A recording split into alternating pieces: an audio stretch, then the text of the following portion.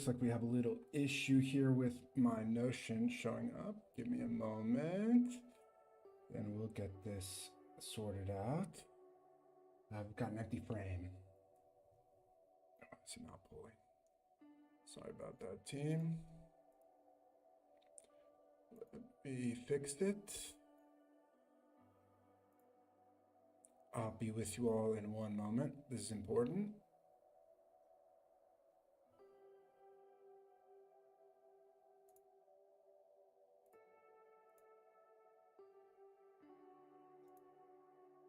We obviously need where I'm going to be writing.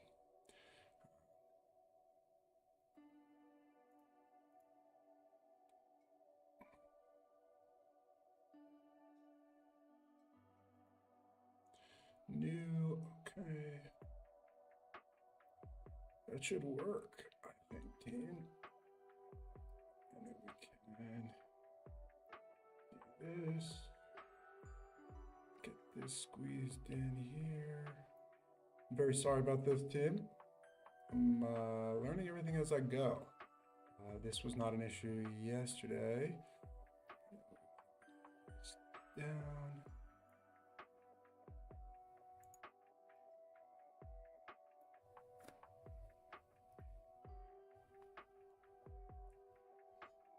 Nice. I think that will do. Hello and welcome back, everyone. I'm really sorry about that issue off the gate. I'll be able to trim that out when we get started. Jay Chrome, we live. Yes, thank you so much. I'm sorry about that issue with the Notion not being up, but we are continuing to improve. There's one thing you're going to learn about this YouTube channel, this experimental writing on stream, is that we only get better out here. We get better and better every single time. And we've got a great session today, a really intense writing session that we're going to be working on together. Without further ado, let's get into it. So today is episode 8 of the Make Myth series, and we are working on the myth called Gate.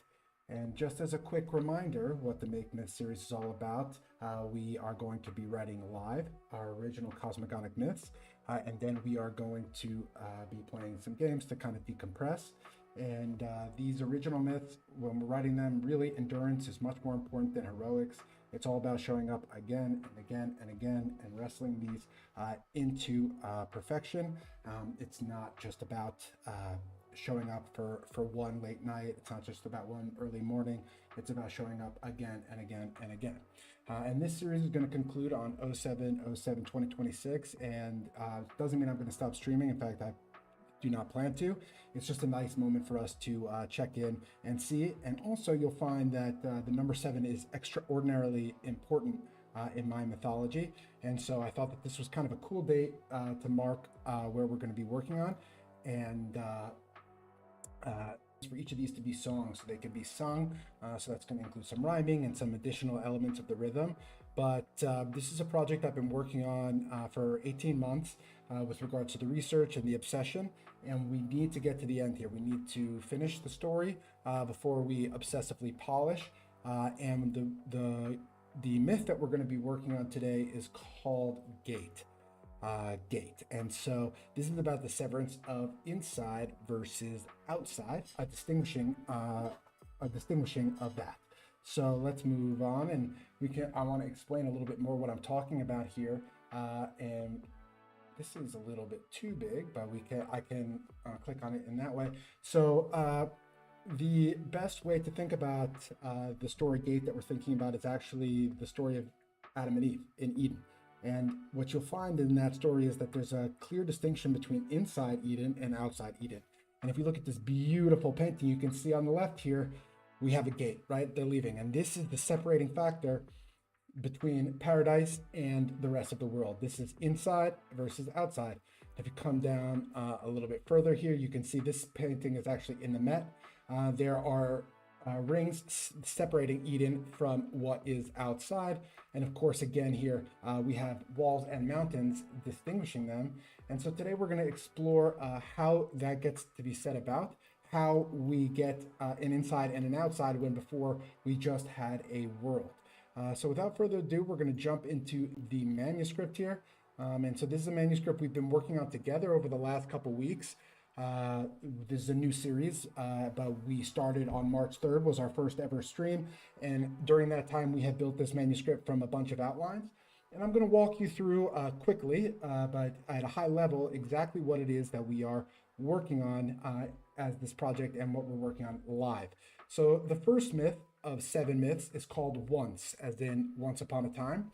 And you'll find that across both science, like astrophysics, as well as pretty much every single religion, they all agree. And I would say this is actually the one factor that they agree on the most of anything is that before anything, there was nothing. And I know that sounds kind of obvious, but people talk about that nothingness. People really invest in that nothingness, and and they're quite clear that there's this sort of primordial void, this empty, yawning gap. And so once there was only one singular thing, and that was dark. Okay, that's the first thing. The next thing we get is light, right? And so we're kind of indicating that light is a sort of divine being here. Some people, this is where you start to get separations between different mythologies. In some cases, you have a creator, and in some cases, the universe sort of emerges on its own. But in our case, we have a kind of a hybrid where light declares itself and comes into being. And this is the first severance, and that's why I'm spending a moment on this, where we have our first distinguishing factor where light severs 1 to 2, right? So before there was only one thing, now there are 2 things. In addition, it severs before and after. So this is the creating of time. And you'll see that before light, when there's absolutely no light, we have dark. That's the darkest possible thing. But then once light exists, we have darkness. It's slightly less dark. And so we talk about the nature of light a little bit here. And then what happens is that darkness really wants to be singular again. It wants to be the only person in the universe. It wants to be darker. And so it swallows light in a black hole. Swallows. You can see this terminology. Darkness, darker, darkest, dark, right? So it's really bringing it into that black hole, really sucking it in until it gets into one seed. And this is kind of where science begins to talk about its creation myths with the Big Bang, right? So we're talking about how do we get to a singular point, a singular atom, a primordial atom, wherein the entire universe can explode. We're saying that this actually happened inside kind of 2 pulses, instead of one Big Bang, we have first light emerging, then we have, sorry, let me zoom in a little bit. Then we have everything being condensed into a seed at the bottom of a black hole, and then that erupts. So you can see, shines and shatters shell. A golden sun emerges, and this is where we get the sun. And the sun creates planets, and that is the first myth. So that's once upon a time. We started with absolutely nothing. Then we got light. Then light was absorbed into one primeval atom. And then it shatters in the Big Bang, and we get the universe, including the sun, and several planets. So the next myth is called Mother, and we're talking about Earth. And we're talking about Earth because she is unique among her brothers. You can see one unlike her brothers because she's feminine. She's distinctly feminine, uniquely feminine. And she's the only daughter of the sun. And the sun sees itself reflected in her waters. And this is, again, echoes across pretty much all mythology where the divine sees itself literally reflected in Earth, in humans, etc. And so she dances around the sun. That's in orbit. And when she completes one rotation around the sun, when she gets to the end, she is 1 year older, right? An orbit is a year. And she recognizes that the sun has no shadow. And she becomes conscious and ashamed of her own shadow. And this is kind of the emergence of consciousness, but also the emergence of shame. And so she compares herself to the sun. We don't need to get into that. But what happens is that in order to escape her shadow, she starts spinning around, right? Imagine like a dog chasing its tail. And but obviously that's futile. And when she recognizes that she cannot escape her shadow, she cries. And so she was previously only just fresh water. Now she is fresh water and salt water due to her tears. And so in some ways, we're saying that shame is a critical component. The Earth's original shame, original consciousness, is actually a critical component to creation of life. And so she cries 2 different tears, and the different tears hit at 2 different points. One where light turns to dark, which is dusk, and one where dark turns to light, and that is dawn.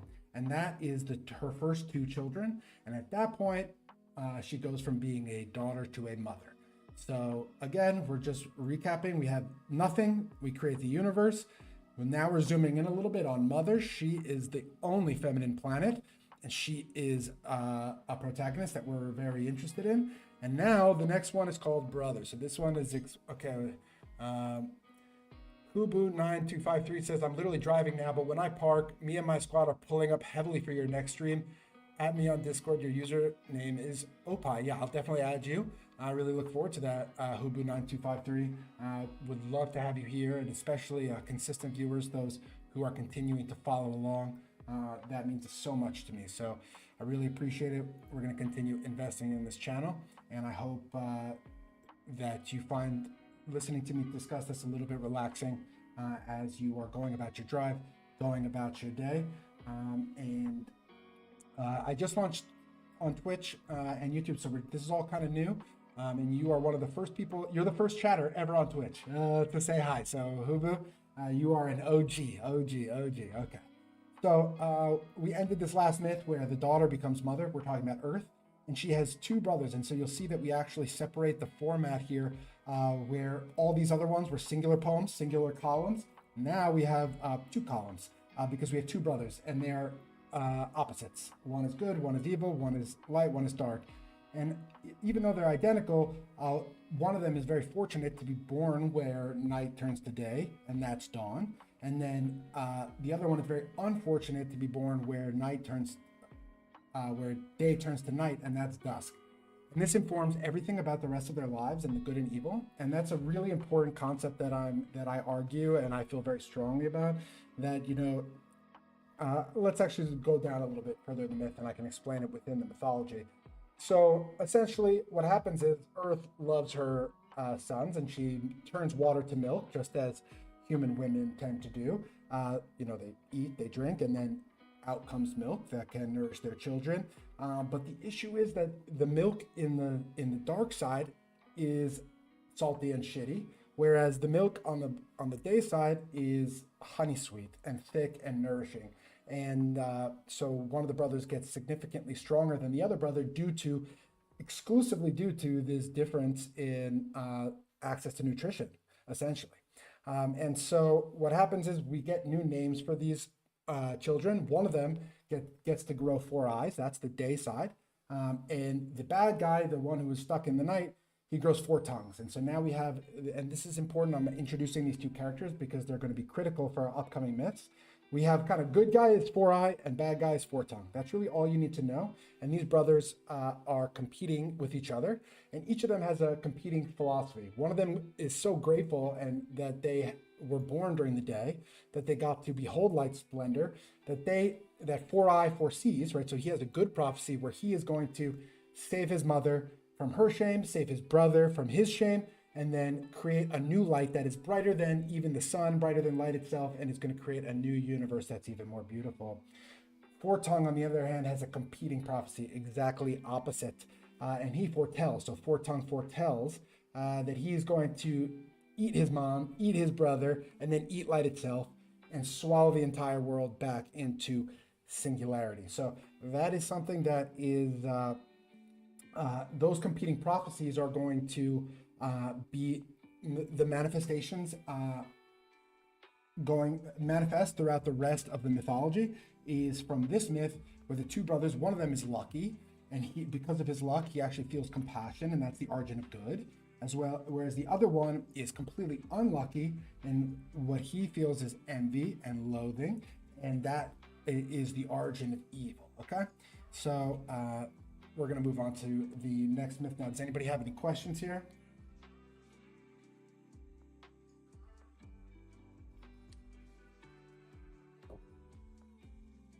Okay, so now we're talking about war, and this is the myth that we've been working on in the last 3 sessions. And so if you want a deep dive, you can go ahead and see that. We've written the entire thing live on stream from nothing. And so what happens is that the good brother ends up becoming the molten core of Earth. I actually think it's kind of interesting. One thing that people underrate on Earth is that we all just have like an infinite fiery inferno at the center of our planet. it's a pretty fucking cool thing. And so I'm representing the good brother is actually like he's kind of locked in there based on what happens in the last myth. We can't go too deep into it, but he's represented by that. And what's interesting about this myth is that the bad brother is locked in the moon. So the moon is an egg, and inside is a serpent that actually represents the bad brother. And so what's happening is that now these two brothers are fighting. They're creating avatars from their different locations. So one is the hot fiery core, and the other is from the top of the moon. So inside the moon, we get. I'll read this. It says, I'm actually going to read the whole thing, and then we'll analyze it. The reason being that there are some people who were a part of these last couple streams, and I think they may want to see how everything came together. And we are going to be writing an entirely new myth today, so Gate is coming right after this. We have time, team. We're not in a rush. We've got time. So from a seething tide of ice and salt, four-tongue forms, three-fang, to tell that he foretold. So what happens is we have this bad brother up in the moon, and he's stirring up the ocean, and he's kind of cold. He represents cold. And he creates his first form, his first avatar, to tell that he foretold. So they're going to try to continue the prophecy created in that other myth, in the earlier myth. So he creates this to tell that he foretold. Now, opposite that, instead of from the moon, we actually have the fiery molten core. We have from a coursing river, a fire and stone, four-eye form, six paw, to see that he foresaw. So we have two avatars being created by two different, primordial beings. The original brothers, the original like Romulus and Remus in this sense, and each of them have competing prophecies. So one is trying to tell what Four-Eye foretold, and the other is trying to see what Four-Eye foresaw. So they're obviously going to collide and clash because the prophecies are not able to be completed together. They're competing. So essentially, this one guy goes up. The first form is called Six Paw. He goes up and he reaches the top of this spire where. And when he gets to the top, essentially when you get to the top of anything, when you are aspiring towards something, when you're hunting for something, at one moment you get to the top. And in that moment, he sees sun's full splendor. And in the same way that Earth felt shame when beholding the entire splendor of Earth, in this case, we have the first avatar is wrapped by sun splendor, R-A-P-T, wrapped. And what that means is that you're wrapped, your attention, right, is extremely focused on this, but at the same time, wrapped also has an ecstatic element to it, a sort of ecstasy. It really has a humbler, an undertone of ecstatic joy. And so he gets to the top and he's wrapped by the sun's splendor, and that actually makes him vulnerable. In that moment when he's like kind of stunned, he gets swallowed by Three Fang, so you get screwed. What happens next is this is called war because it's like natural selection. It's like the evolution. So we have another form that comes up, does the exact same thing. So there's a repeat where they get stuck on the top, where they are beholding the sun, and they end up getting completely wrapped by sun splendor. They're overcome by beholding the divine, and that makes them vulnerable to evil. And as such, they get swallowed until we have the next form that's created, right? So two forms fail, and we hope to have learned our lesson. And this is, we're going to create the next form that actually succeeds. And the next form that actually succeeds is called twin two hands. So it's obviously a pair of two forms, one and other. And they hold on to one another because each of these forms acts in accordance with their form. So obviously the six paw prowls and the eight wing flies. And in this case, the two hands, they hold on to one another. And you can see we start to get into the incantatory rhythmic element of this mythology, which is what we're aspiring for. We have one grasps and other reaches, known and unknown. One reaches, grasp, unknown, known. And imagine those old like little monkey toys, right? Where one hand is up like this and one hand is like kind of up like that. That's how they're traversing, is instead of they're prowling or flying, they are reaching one hand into the known and one hand into the unknown. And this is another elemental belief that I hold, which I think that all humans are really going to find their purest, most purposeful moments. That real flow state is only when you have one hand grasping the known and one hand reaching out into the unknown. And so what happens is these two forms, they get up to exactly where Three Fang destroyed their other homies because they were too distracted by the sun's beauty. And one of them is destroyed just in the same way as the other two forms. Just like 8-wing was destroyed, just like 6-paw was destroyed, 1 is destroyed. But the difference between 1 and those other forms is that he has a homie. He has a homie. And so even though 3-fang swallows the one guy up there, his homie is still reaching and grasping for him. He's reaching and grasping for him. Imagine like you're holding out to your homie and then they get swallowed by something. Like the person below is using his hands to go up and reach and try to get back their homie. But what does the guy find? What does the homie find when he's looking for his buddy? He finds 2 fangs, Fang and Fang, right? So he finds the bad guy. And so what he does is he splits 3-fang in half and half. And what we're going to learn, and this is extremely important for the upcoming myth that we're writing today, is that whenever we are introduced to the paradox of evil, that whenever you split something evil, things come out of it. You spill. So when you split one thing of evil, 2 spill out, right? And that's the paradox of it, where you need to keep fighting it, and yet when it's kind of like a hydrant, right? So from 3 fangs spilt, 3 fangs, 2 3-paw, 2 4-wing, and 1. So let's break this down. This is important for the myth that we have today.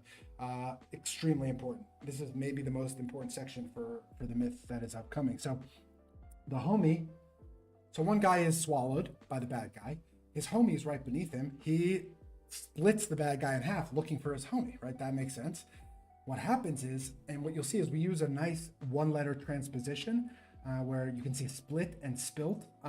If you just move the I and the L, it looks quite elegant on the page because they have entirely different meanings, but only 1 letter different.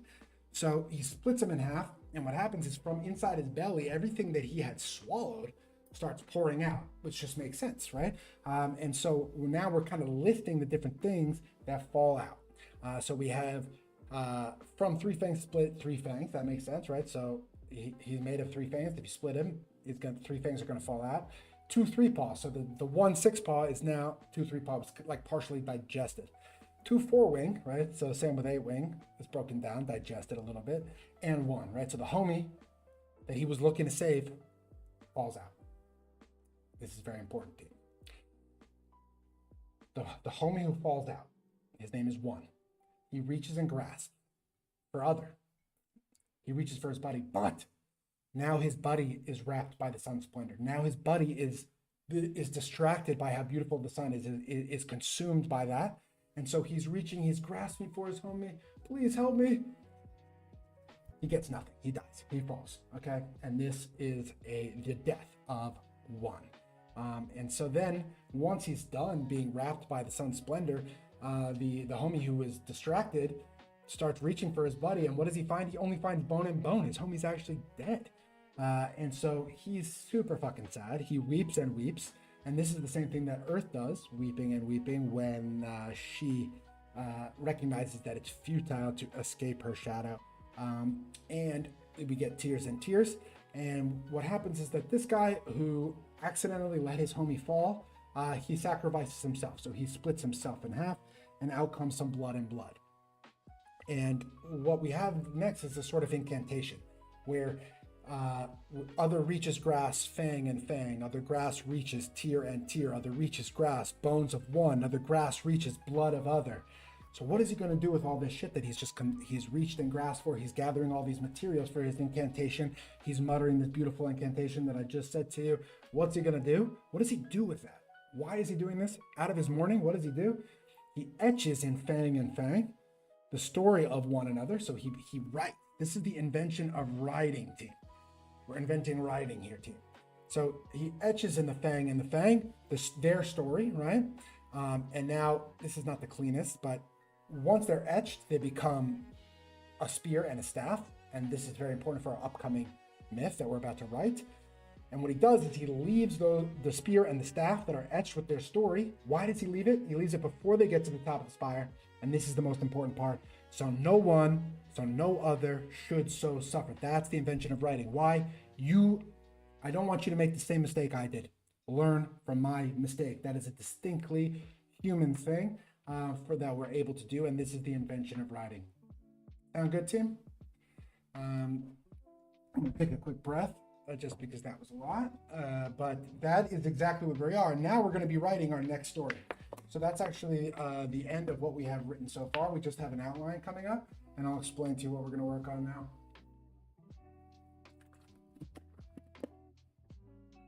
All right. So you can see here we have an outline.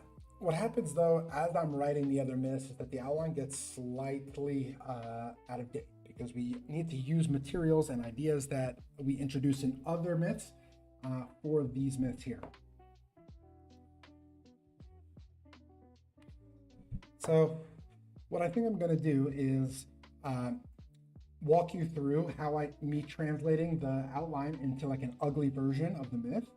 And we're starting with blank, right? So we have our outline, but we're going to start at 1, which is just an empty line. I did not do any extra prep beyond having written this outline before. We're going to do this live. So what happens is that, remember, Earth is orbiting around the sun. She's dancing around the sun, and she's also twirling because she's trying to escape her shadow. Obviously a futile effect. But what I'm trying to say is 1 cycle passes, right? So time passes.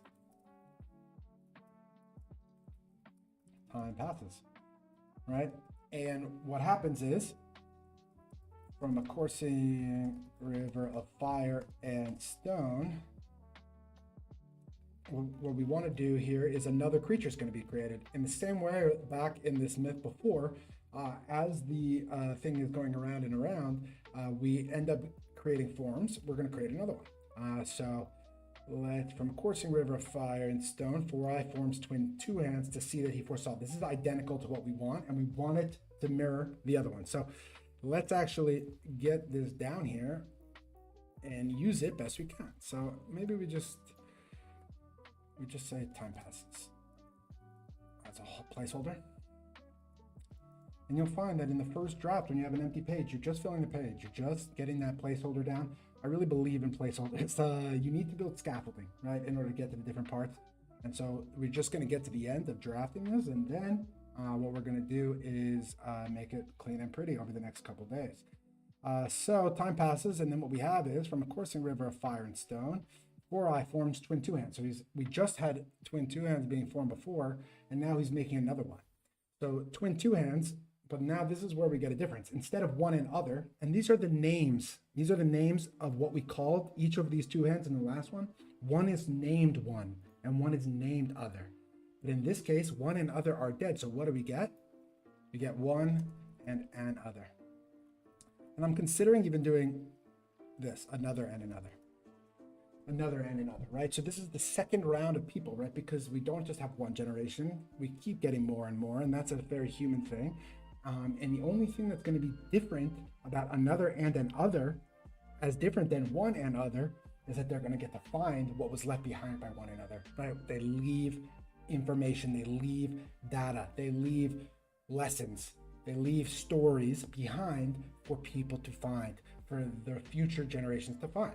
So let's go back up to our last myth, because we want these to mirror exactly. It's important that the only difference between 1 and another and another is what's found. So what we're going to do is we're going to follow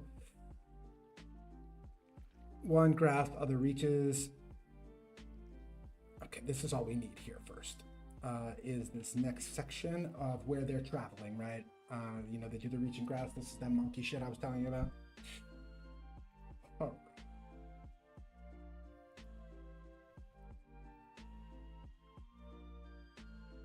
So,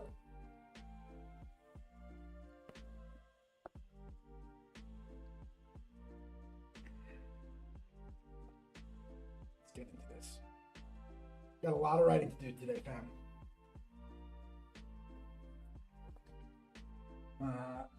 And I released my first YouTube video today. I don't know if you guys saw that. If anybody in the chat wants to go check that out, that'd be kind of fun. We're just getting started here.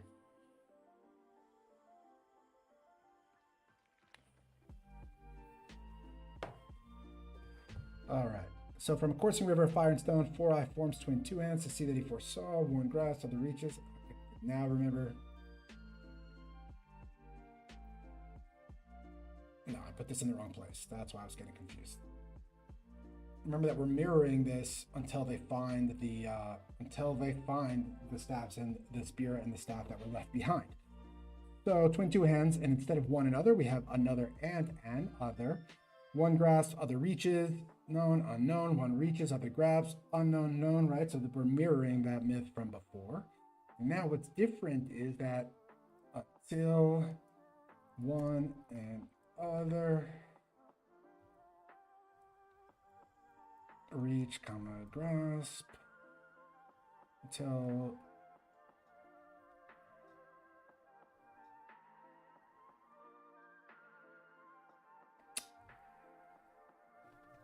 we need to change this. It's fucking me up. Okay, so this is from before, but it needs to be another. It's not one. And this is an other. And you can start to see the humming of it, you know, another and an other, right? You can see that there is a poetic nature to what we're trying to accomplish here. Another grasp, another reaches, known, unknown. One reaches, other grasp, unknown, known. But it's not one. That's it.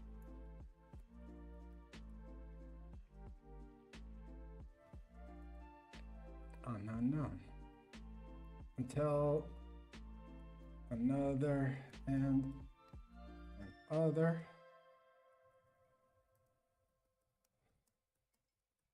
Till another and an other.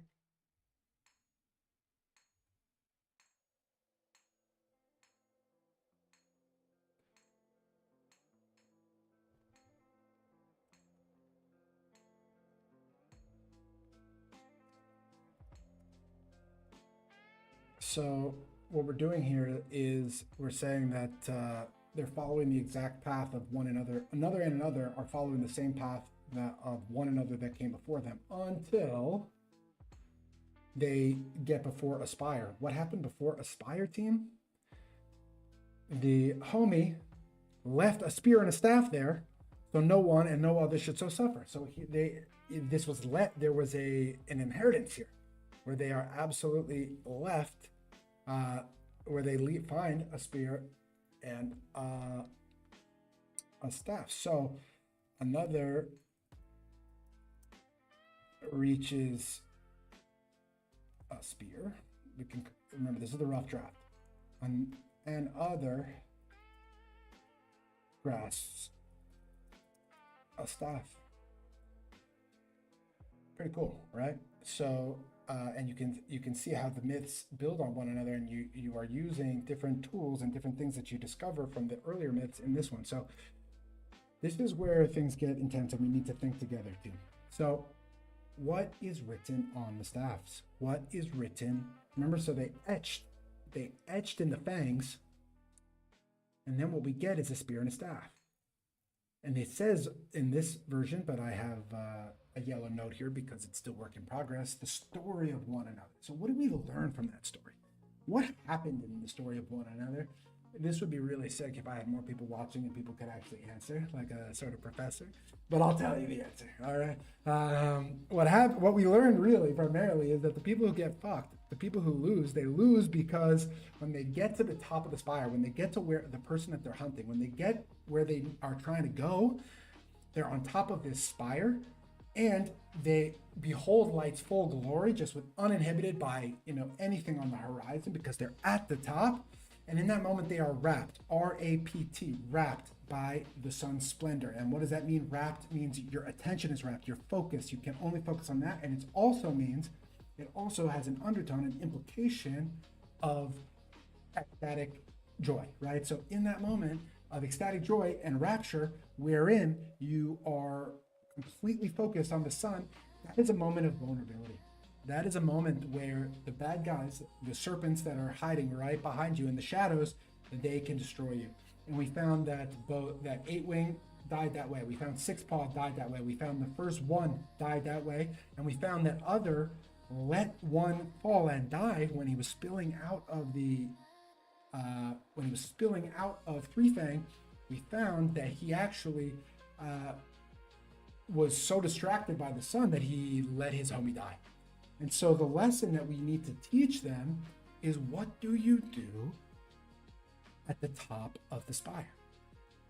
What are you supposed to do, right? And what are you supposed to do when you get to the top? What are you supposed to do when you achieve what you want? What are you supposed to do when you are at the mountaintop, right? Because right now everybody is making the same mistake where they're looking at the sun, which is essentially basking in the glory of their accomplishment, and that's not working. We need to do something else. We need to learn from those who came before us. And so I think what I'm going to argue here is that once you reach the top of that spire, when you get to the top and you have the opportunity to really bask in sun's glory and achieve the absolute best possible moment and feeling, the fighting of the enemy and of evil. Oh no. Did I just disconnect? Oh no, we're back. Okay. Little hiccup there. Oh, we're still. Are we back? I think we're back. But Tim, I'm like pretty technical. I'm definitely above average technical guy. And now we're back. Let's give it a moment to stabilize. Something's happening. Let's give it a moment to stabilize. I'm sorry. Sound stopped. Testing. I'm seeing frames dropping. It should be back on sound though. Are you hearing mic issues, or are you hearing music issues? Both of them should be playing. Let's give us a second before we continue. I'm sorry, team. I really am working hard on the tech. I'm improving it every single stream, but there are still some issues that keep popping up, and then I download the crash reports, and then I ask AI, and then I read the forums. We lose viewers, and I haven't had one perfectly no hiccup stream yet. We had a crash. Everything was going great on Sunday until we had a crash and I was switching scenes at one point. J Chrome, can you confirm if the sound's back on, please? When you get a moment.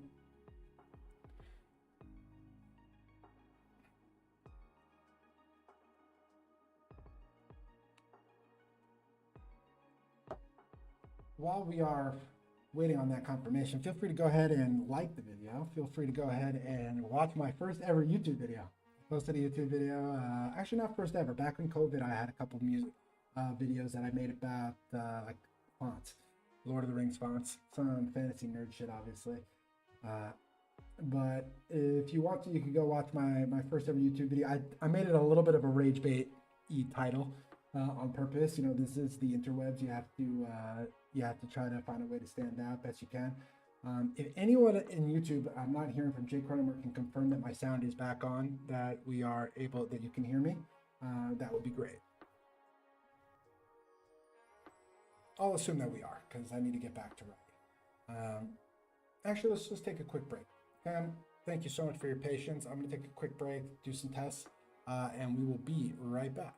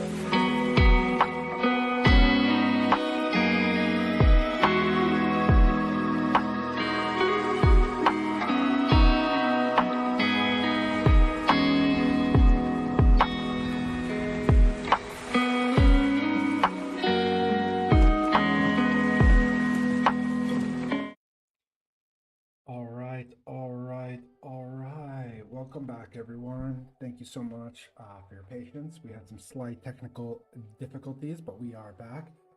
The one thing to know, let's just reflect before we hop back into the writing, is I'm new to this, but I'm like a proper tech geek.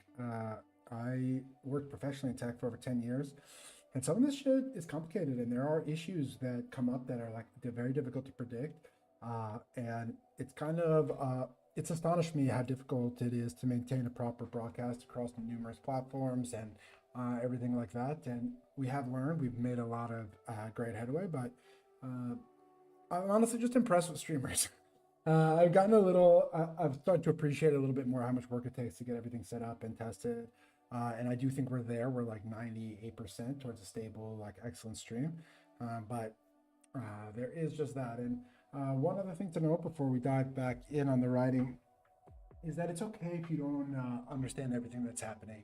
I'm hoping that it will feel a little. Oh, wait, we got some Twitch chatters. Genesis 467. Hey man, I really love your stream and enjoy being part of your fan community. Would you mind adding me on Discord? My name is It's Money. Yeah, driving at the moment, but my squad and I will pull up heavy on Nick's stream. Add me on Discord. That sounds great. All this sounds good, but it sounds a little bit maybe bot-y, just because you guys are saying kind of the same thing.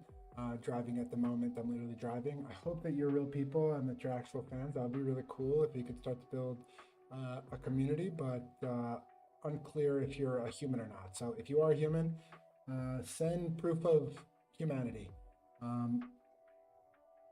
So before we jump back in on the writing, I just want to say I think it's okay if you don't fully understand everything that I'm saying during this stream. You don't have to, but you can just find it relaxing, listen to the music, see someone else kind of wrestle with some big ideas, and just have me on in the background.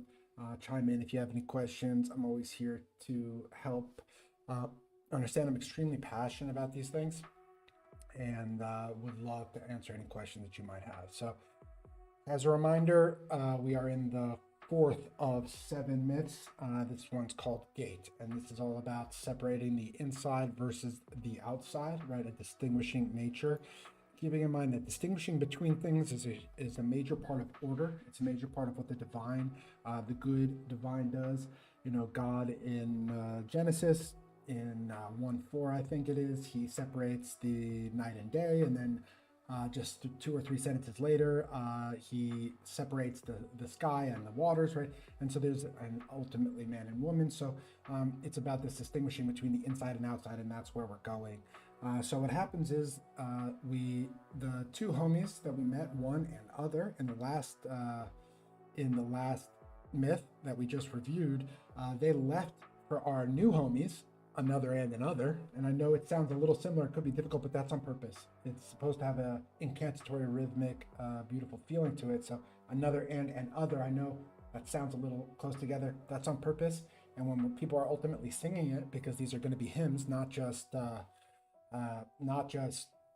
poems. Right now they're poems, but they're going to be sung. These sorts of little nuanced details are going to make it quite beautiful and unique. So what happens is that they're entirely identical to who came before them, except that the homies beforehand left behind a spear and a staff with their story etched inside of it. And we discussed how, what is that story? What can you learn from the prior story? And what we learned was that when you get to the top of the mountain, when you achieve what it is that you actually wanted to achieve, when you have that moment of glory, every single person beforehand in the last story would have this moment of rapture, this moment of being absolutely stunned by the sun's beauty, because they're seeing it without anything blocking their horizon or their line of sight, and they're just overcome by the divine, and that actually makes them vulnerable. And so in this case, what I think they're going to learn is that when you reach that moment, you need to use the spear to essentially stab into the dark. And I'll explain how we plan to do that. How clearly we actually decide to distinguish, to tell the lesson versus have it be like implied. Undertones, we'll have to see as we're writing, see how it sounds, see if it sounds too clunky to say it, see if it sounds too confusing to not say it. So we don't know just yet, but we are going to continue. So where we're at in the story is that another and an other get their spear in the staff. And let's say they read, but this needs is the wrong word. Read the story of one and other. I think they're gonna maybe move their hands over it. So this word read is obviously not the right one, but we will read the story of one another before they continue up the spire. And so then when the homie gets to the absolute top, what's he gonna do?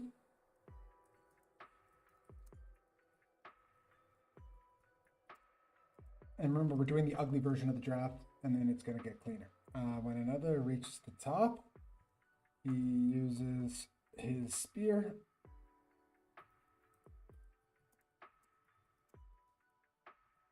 into the darkness instead of looking into the light.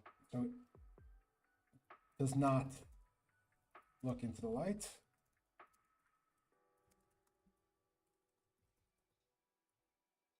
And you'll find if you go back to our other myths, we've written all of them on stream, and you'll find that they all start with this ugly version where we just kind of get to the end first, and then we clean it up. So I wouldn't be too worried about my writing ability just yet.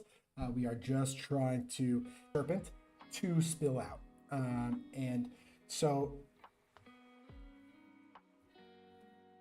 what spills out of 2 twice skilled?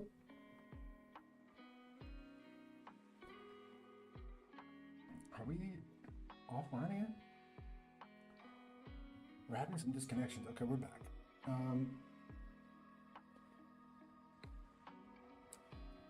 So out of the last serpent, 3 Fang spilled 2 twice scaled. And so they slay one of those guys.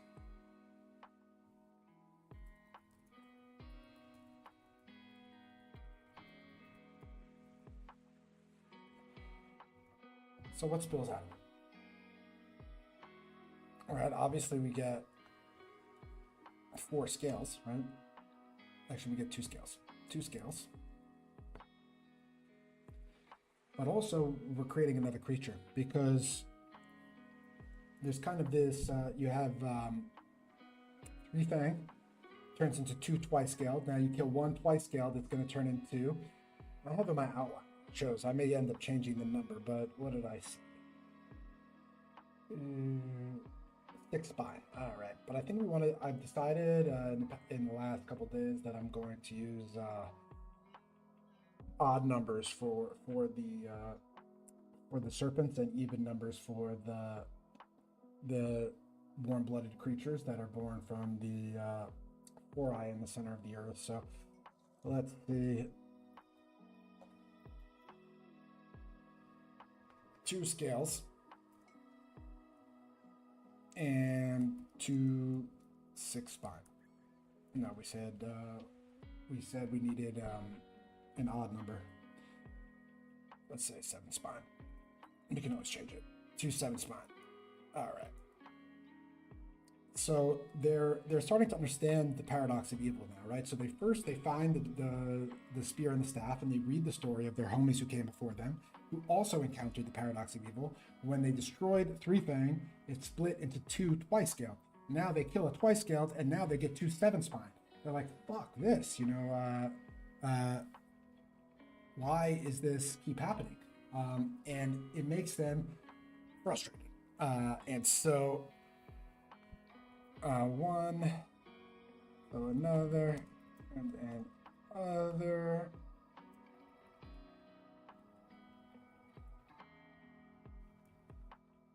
Continue reaching and grasping. Remember, we're just doing the ugly version here until we get to the end, and then we polish. Another and other. Continue reaching and grasping until they are on the threshold of where they began. And this harkens all the way back. We're always repeating things. You'll just have to trust me. But in the mother myth, she has this big revelation when she dances. She orbits back where she began. And so We're always looking for that incantatory feeling where there's a repetition of words across myths, but keeping in mind that complexity emerges as you get further along. You know, at the beginning, you just have darkness, then you have light and darkness. So you go from 1, you go to 2, but then, you know, the complexity continues to emerge here. And obviously, our world, our universe is rather complex. You know, there has been many iterations of this story to get us to modern times. So until they're on the threshold of where they began, there, comma, 1 7 spine blocks their way. That's what we're trying to say.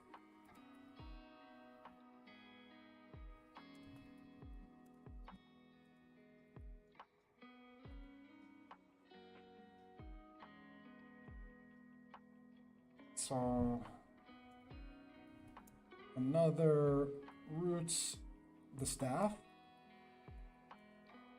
and other thrusts the spear. So now they're equipped, right? Before they just had their hands. But the homies, one another from last myth that we worked on together, what did they leave behind? They left behind 2 fangs etched with their story. So they left behind knowledge, but they also left behind tools, fam. So now they're just much more quick to fuck up these little serpents here. So their methodology is to have one person root and the other person thrust.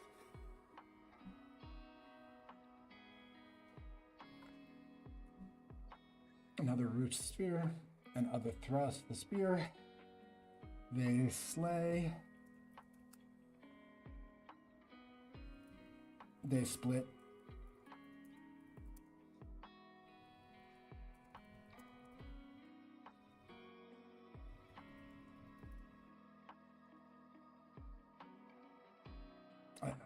One 7 spine.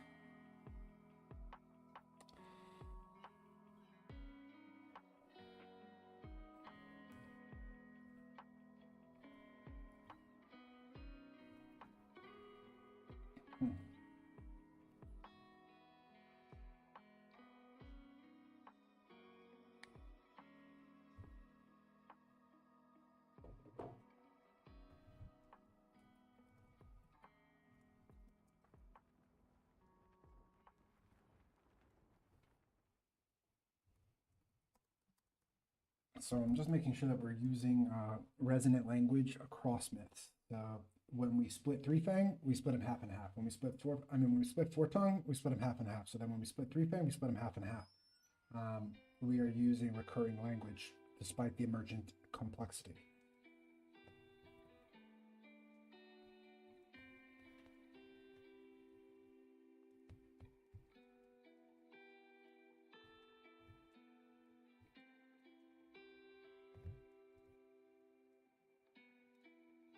So what comes out of this homie, right?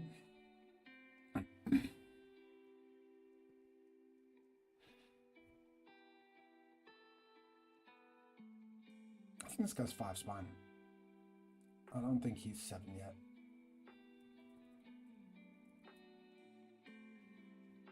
A 2 5 spine.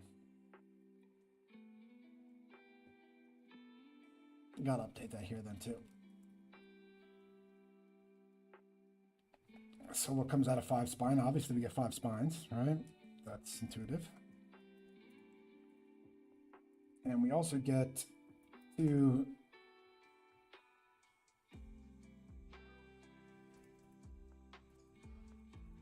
either it's 9 rattle or 7 rattle. Keeping in mind that 7 has 2 syllables and 9 has only 1. I do prefer the single syllable. However, if anyone is going to get it, it should probably be the 2 syllable number. It should probably be rattle because it's also 2 syllables. Guys, I'm a little sketched out by these people in the Twitch chat who are saying, I'm literally driving now.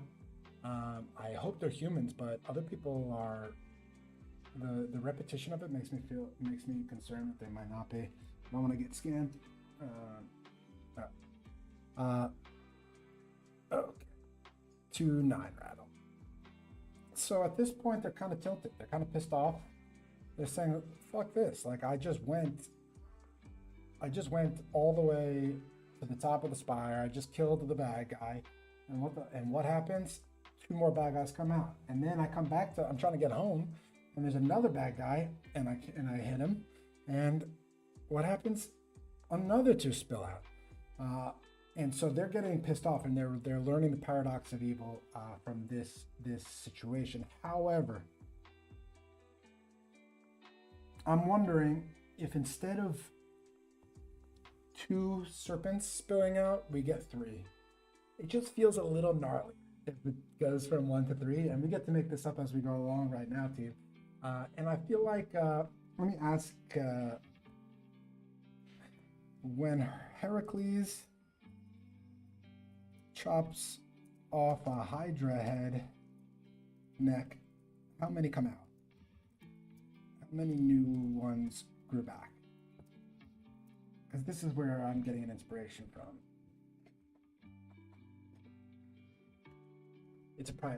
There's a lot of similar creatures, but Heracles is the most iconic one, wherein serpents, the paradox of evil, is best represented by the Hydra necks, where you cut one off and then others grow back. In the standard telling of Heracles' second labor, each time he cut off one of the Hydra, 2 new heads grew back. And we might need to keep it at 2 then. Let's keep it at 2. Let's match Heracles. I think that is to maintain parity with the Hydra is a good thing. Okay, so we split one of these 7 spines in half and half. No, they're called 5 spine now. We split them in half and half, and obviously from it spilled out. And remember, you can see the 1-letter transposition here between split and spilled. It's quite nice. From 5 spines spilled, 5 spines, 2, 9 rattle. Now the question is, we were just deciding, is it 9 rattle or is it 7 rattle? And I think it's going to be 7 rattle.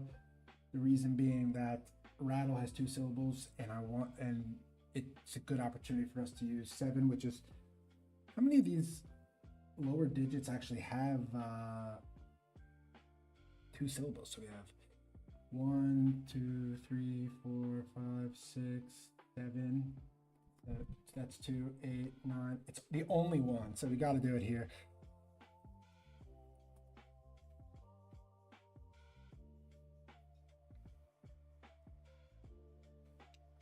All right. So now they're pissed off. And what are they going to do about it? I don't remember, but I just want to see if I have any notes in here that.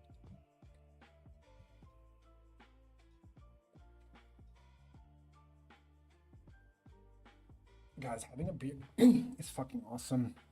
I'm not gonna lie, like, I just stroke my beard all day.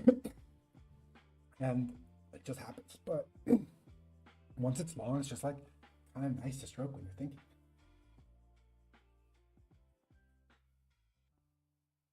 Like, some people play with their hair, some people fidget with different shit. Like, I play with my beard. It's fucking rad. Like a rabbi or a wizard or some shit.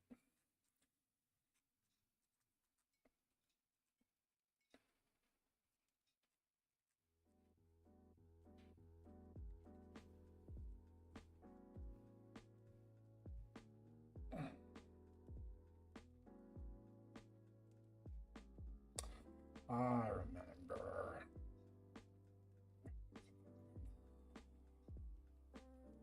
It's not the paradox of evil. I've actually been misspeaking. The paradox of violence, where violence begets violence, right? A rose is a rose is a rose.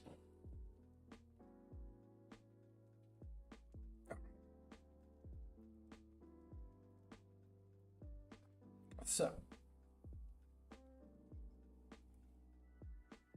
they return back where they began, essentially home.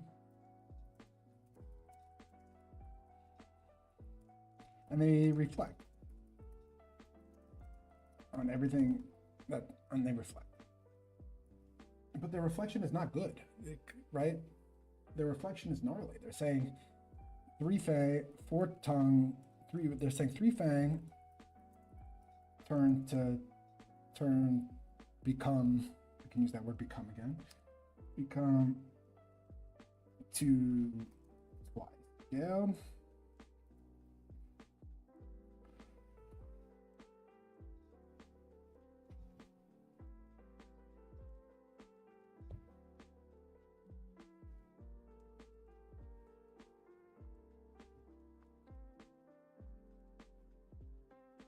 twice scaled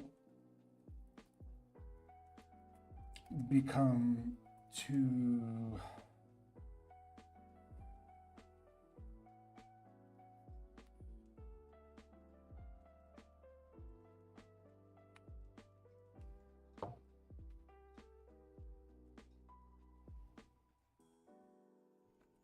spine.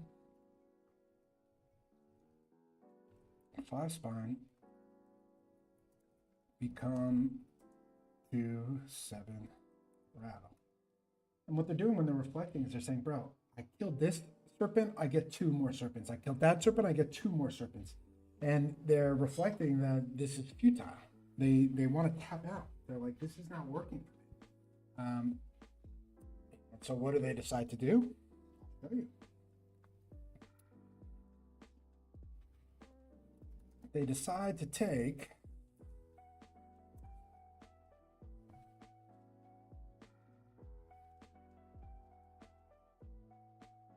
I don't know if it's twice scaled. I think twice scaled is not working for me. Too even of a number, and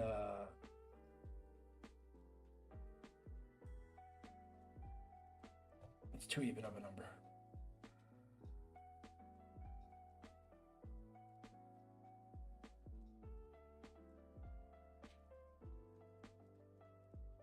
Anyway, I don't want to get caught up in that. We can always change it.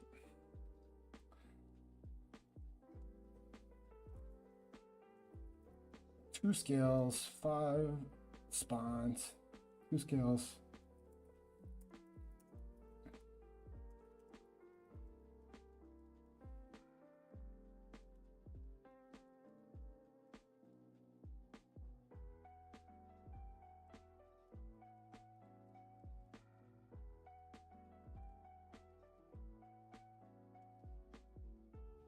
They build a wall.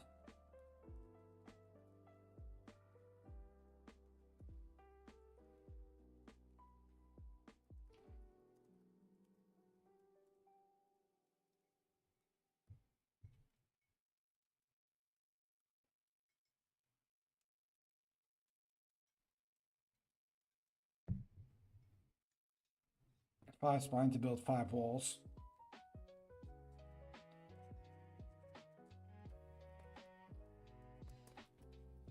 Yeah. You need to be careful with the numbers here. They're a little complicated. At the end, I'll make a little graph, and we can make sure that we're aligned on it together, but it's changing but the numbers are extremely important because it has to have a continuity where it says, if you kill 1 serpent, you get 2 more, right? So now there's only two of those serpents on the earth. And we need to keep track of which serpents are still alive and which ones are dead. We need to keep a track of which materials we get, right? So when you destroy 3 Fang, you get 3 Fangs, okay? And so each of those Fangs need to be accounted for because they're some of the fewest material, some of the rarest and most powerful materials in the entire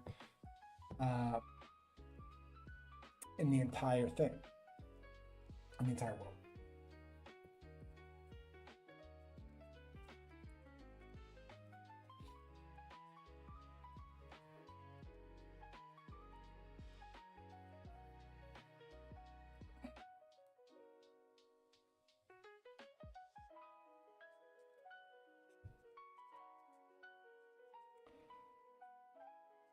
So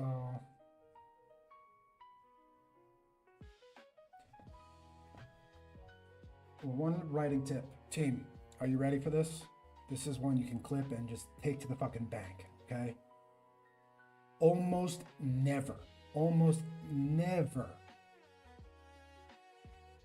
do you use the words decide to. It's fucking implied. So if you say they decide to take 2 scales, you could just say they take 2 scales. Obviously they decided to do that. They didn't do it without deciding. They just fucking, so you can take that shit to the bank. Anytime you see a decide to, you need to tell that homie, or you need to tell yourself, dude, that's implied. Get rid of that shit, okay? You can take that to the bank. That's an EI winner special right there. I'm always looking for implied words. I'm always looking for minimalism. The first book I wrote was radically minimalistic. And now you can see in this poem, I'm trying to accomplish a lot in a very little space.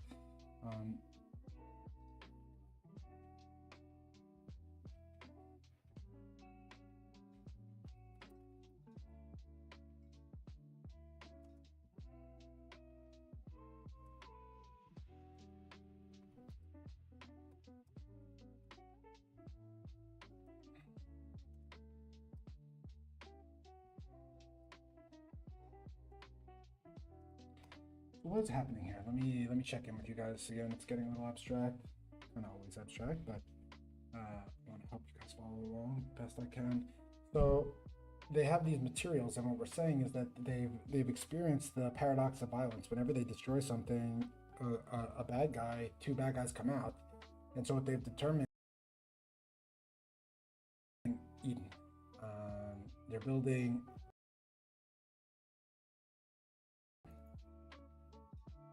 Come on. In this painting here, they're building this gate. They're building the gates, the walls to Eden, right? And they're going to lock themselves in. And they're going to say, look, this is a futile battle. We cannot beat it. We cannot defeat the serpents, because from every one that we split, two spill out. And that's the paradox. And so they're going to take 5 walls. They're going to take 5 spines to build 5 walls. They're going to take 3 scales to build 1 gate. That works for me.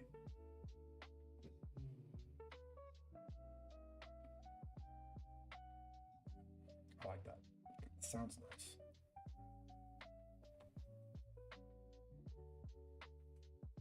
And do they take 3 scales to build 2 gates?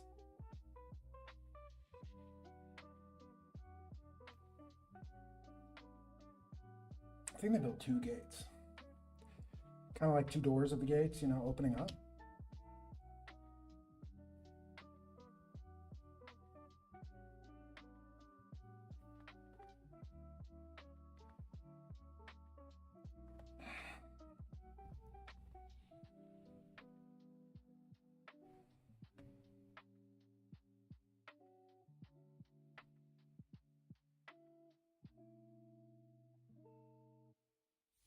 Okay. That's working for me. So what happens next? They lock themselves in, right?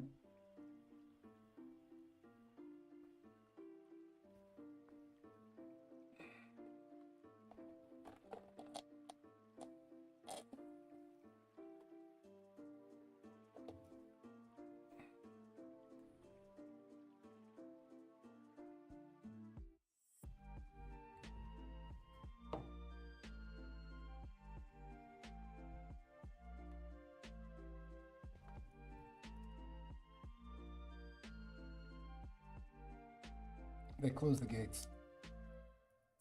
They use the spear to lock the gates.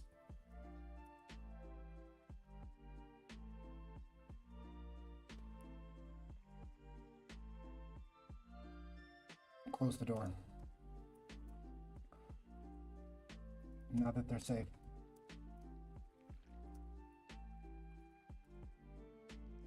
Another plant, the staff, and another and other. Hold each other. Both hands. So this is a nice image here too. I'll walk you through it. So essentially we have 2 homies at the beginning of this story, and each of them has 2 hands. And they are they're hunting the bad guy, and what they do is they connected. I'm getting tilted about these disconnections. But let's see if it comes back.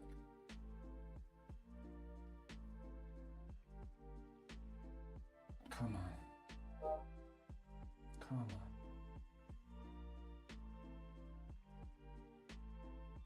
We're back. Okay. All right, I'm going to start that rant from the beginning there. I just got tilted from a slight disconnection. I am in Athens, and I'm routing through Frankfurt, my internet, to be broadcasting to you all, but realistically, it shouldn't drop. We've got solid enough Wi-Fi here. I'm only streaming to 2 platforms. Some people are streaming to many more platforms than that, so it should be fine. So essentially, we've got 2 homies. We've got 2 homies. What they do is they find the spear and the staff left by the homies in the last myth. They're able to easily wreck the different serpents that they end up fighting with by using these new tools that they have. However, what they uncover is the paradox of violence. wherein you split one serpent to spill out. And so they're feeling like the whole mission is a little bit futile. They're feeling frustrated, they're feeling tilted, and they're saying like, yo, why even do this if every single time we kill an enemy with two spill out? It's like actually kind of making it worse, because originally there was just one three fang, then three fang split into two twice scaled, and then the two twice scaled split into two five spine, and one of the five spine split into two seven round. So ultimately we have more serpents than when we started. And so what they decide to do here is build a house. They decide to build a wall, build a community. And so they take the different materials that they've earned from their fighting, and they start to create the first wall, the first Eden. And so they take the spines and they take the scales and they make a gate and walls, and then they close the gate and put the inside in and the outside out. We should put that in there.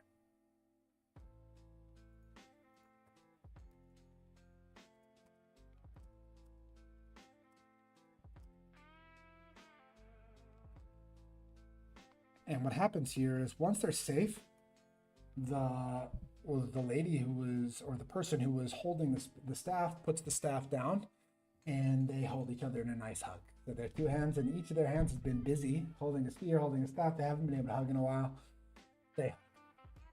And they're safe inside. And so, they're chilling.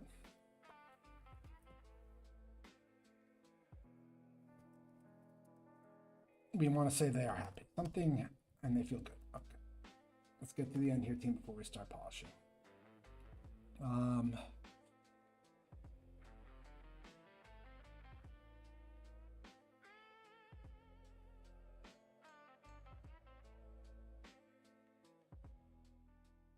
So what happens? They're holding each other, right? They're locked in this embrace. It's fucking awesome. They're really happy. Time passes in their rapt happiness.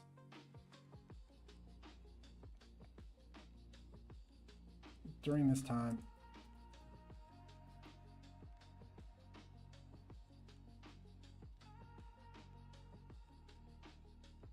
mist and steam pour up through the staff that was rooted.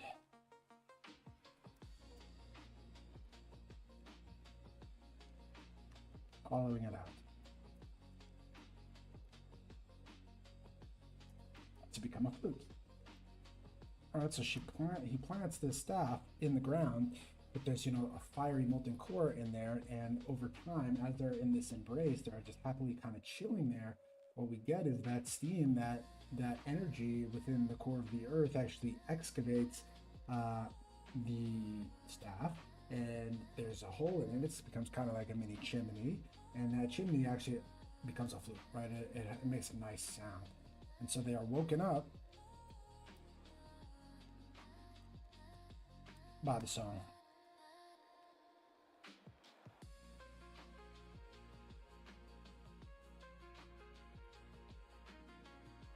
Woken up by the song.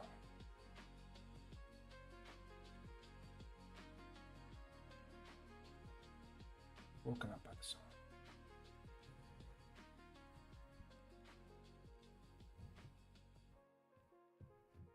Outside, every other want to hear the music. Another and other decide to let them in.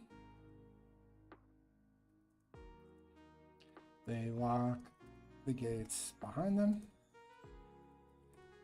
They dance around the music, each holding each other, right? So they were running around in a circle.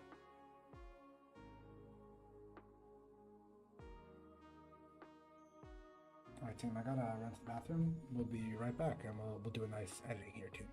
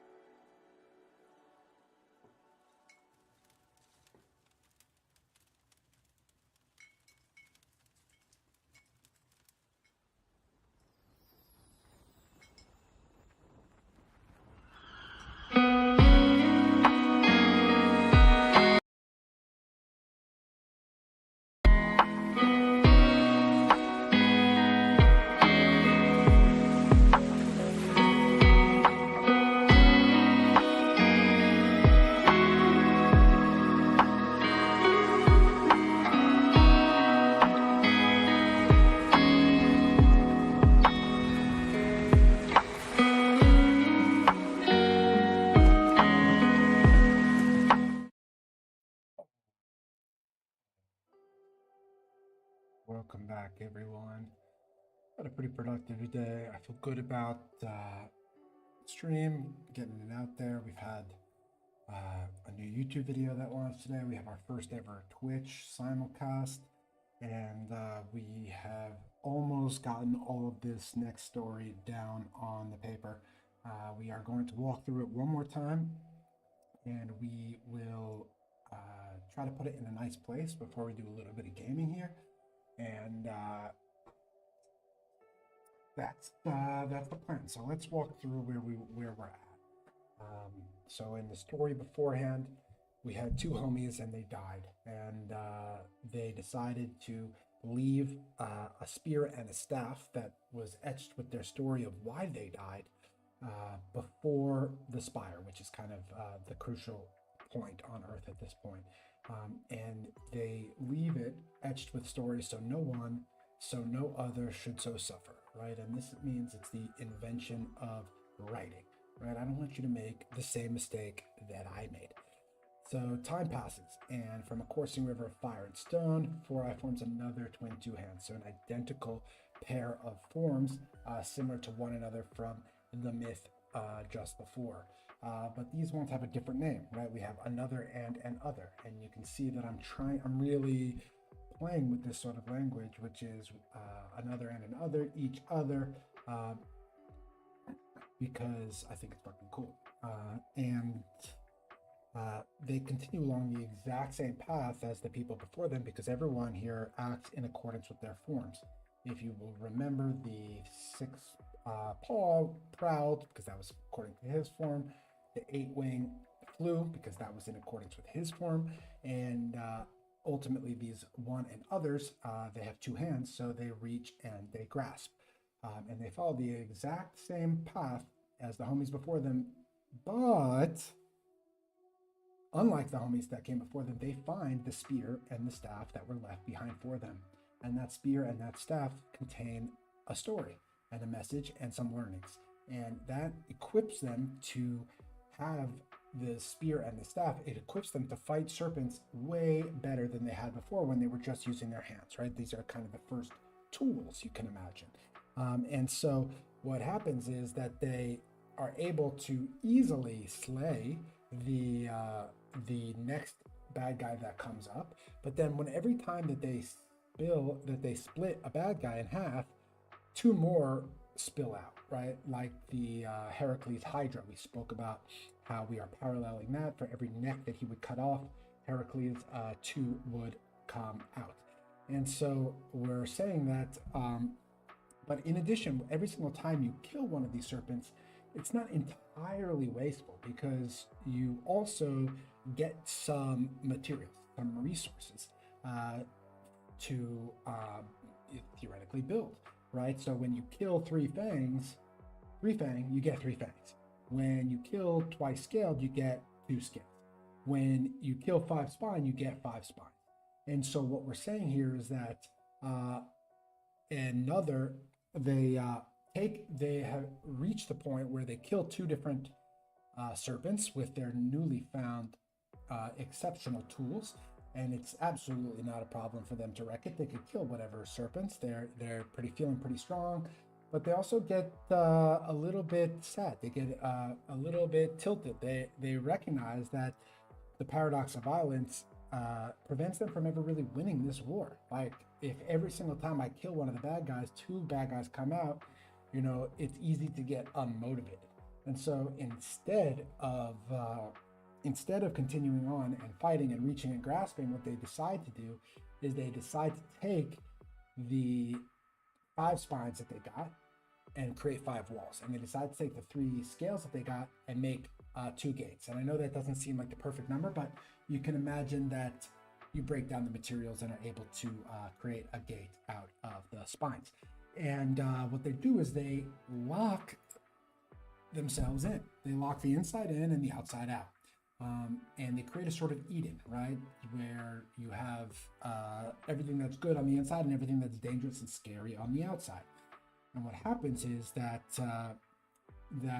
they use the spear to lock the door, to lock the gate, and they root the staff, and then they give each other a big hug, right? So they have two hands, and both their hands have been occupied. First, they're reaching and grasping, they're hunting. Then one of them gets a spear, and the other one gets a staff, and they're using those tools to thrust and to root, and ultimately, until it's because it's not a safe place. But ultimately, when they are able to close the gate behind them, they finally feel safe, and they're able to embrace each other with the full two hands. And we have a really nice moment there where they're going to hug and hold on to each other. And they get kind of stuck in that hug where they're just like holding on to each other. There's nothing else they want to do except for stand there inside the gated community, inside the inside, right, and just hold each other. But the universe has a different plan, right? Because that staff that they had planted over there, the fiery core of Earth on the inside has been very active this entire time. And what happens is that steam and mist goes up through this staff, and how is it at? It excavates a bit of material and turns that staff into a flute, right? And so now music is coming out. As you can imagine, there's these sort of misty wisps of steam and mist, and the music wakes them up. And it didn't just wake them up, actually everyone and every other is also woken up across the entire planet. And what they do is they kind of come in and they gather around outside of the gated community, and they go ahead and try to get in. They want to be closer to the music, of course. And so what do we decide? Obviously, we have one another that are inside. They're looking out at all these people who want to get in. What do you think they decide? They let them in, right? They let everyone in. Of course they do. These are proto-humans, and being a good host is incredibly important, especially in the Greek myths, but also in the Jewish myths.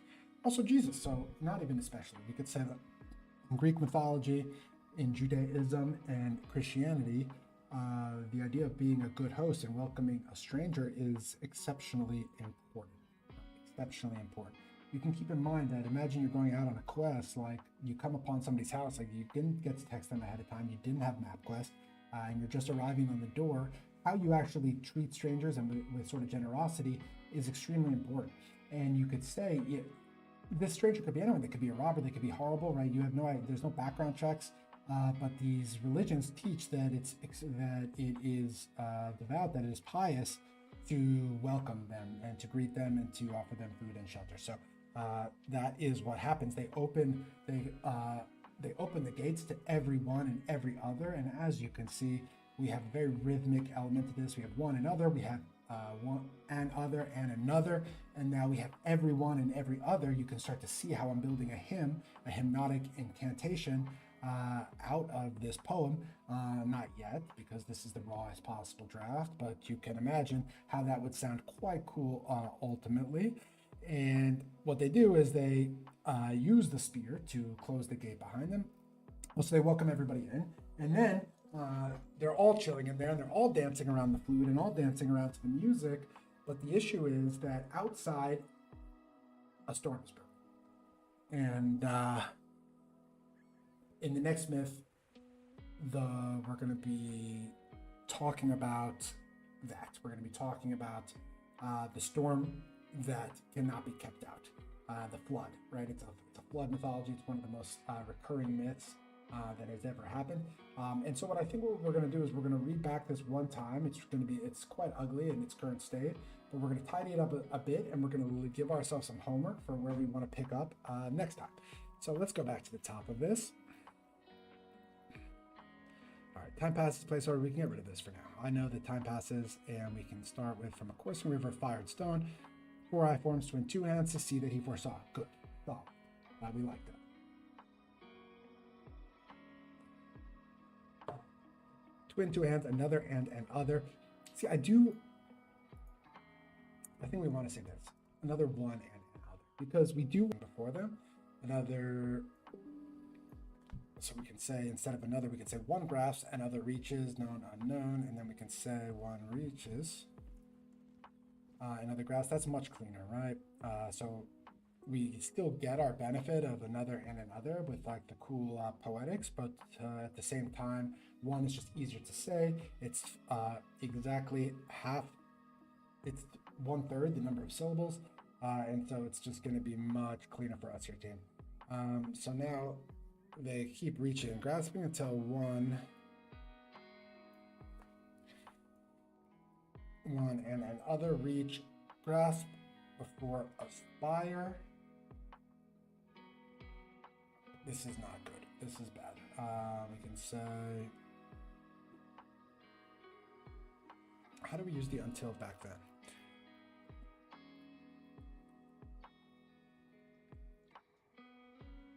Until one reaches the top aspire. I see what we need to do.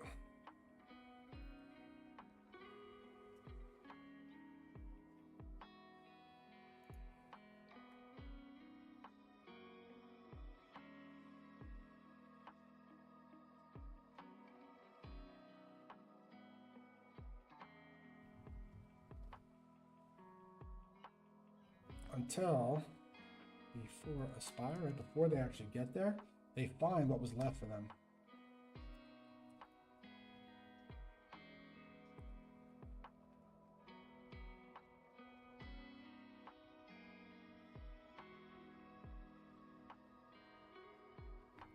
One reaches a spear.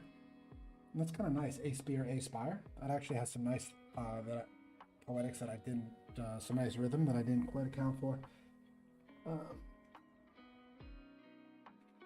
I've had a couple raindrops here. It's been a little tilting when everything I've set up so much tech to make sure that everything is smooth.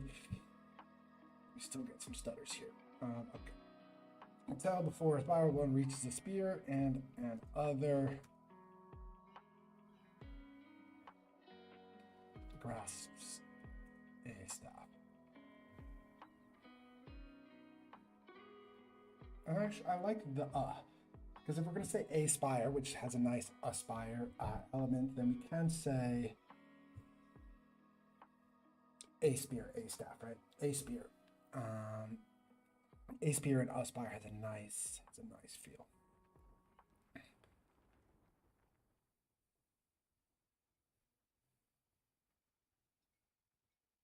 And now we need to say that on the spear and the staff, they're able to experience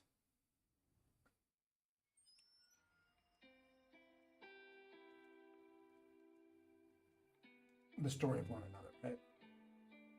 I think I just need to put this as red. And we can do this. Let's make one of these.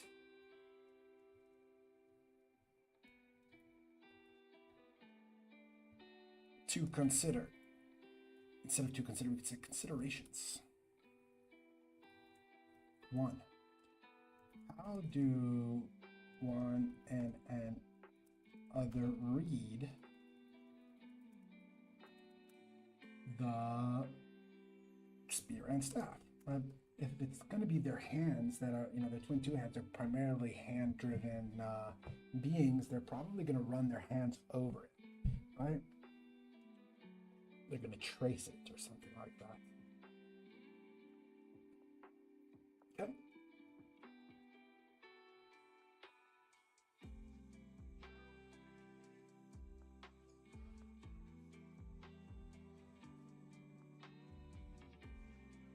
And then we can say,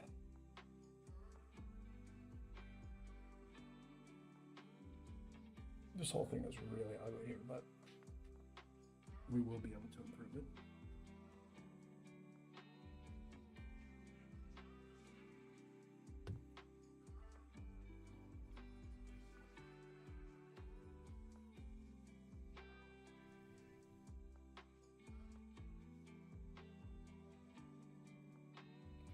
Sophie Smith, hey, how's it going? Sorry if I missed your chat before. It's been a little quiet over there. It's going great. I've been really enjoying the stream today. We've gotten a lot done. I think a lot of people are going to be kind of new to the stream today because I just posted on Instagram and my first video for the first time.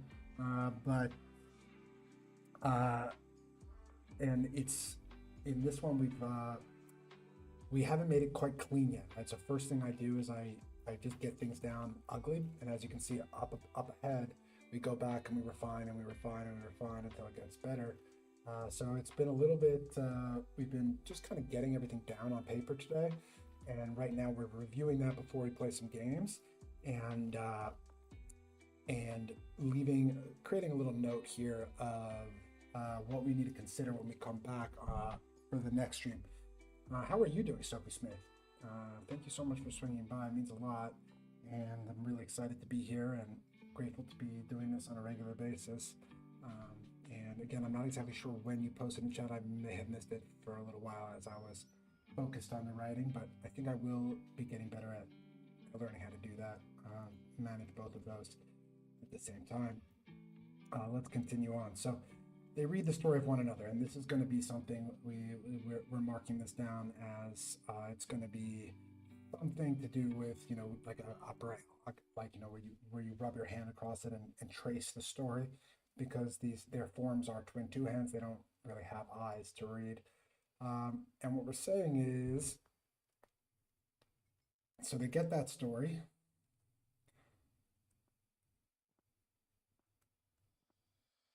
So when one reaches atop a spire, beholds not some splendor, but rather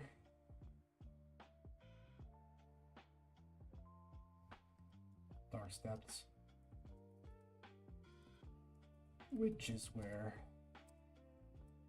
the twice scaled, it's hiding, right? This is ugly, but it is right.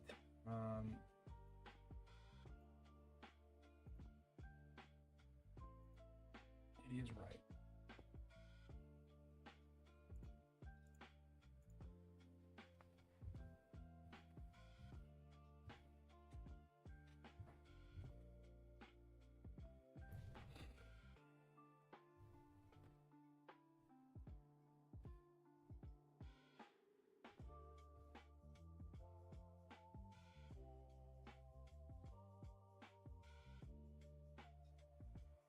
We need to consolidate this, right? He's getting to the top, and then he's killing the bad guy.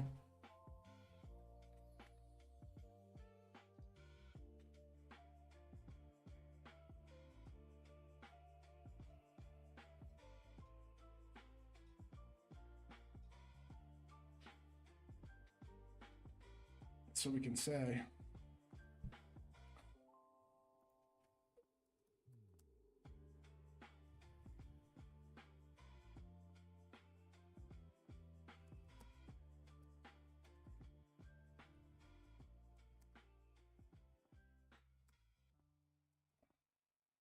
I don't even know if we need to mark all these as yellow because they're all so rough.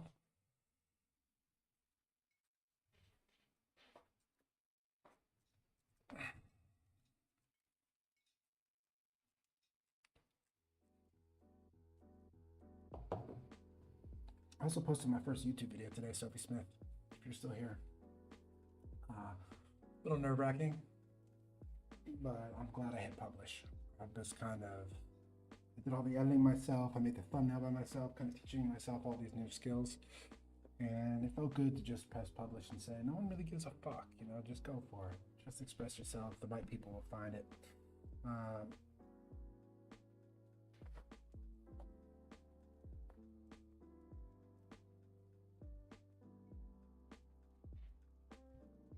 Splits was scaled.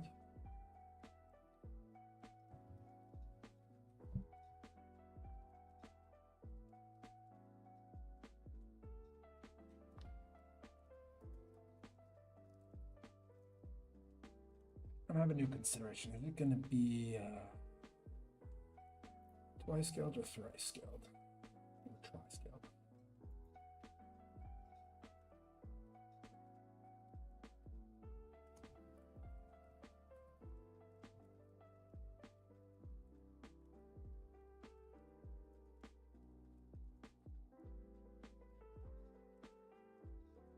leaving ourselves questions to think about. Okay.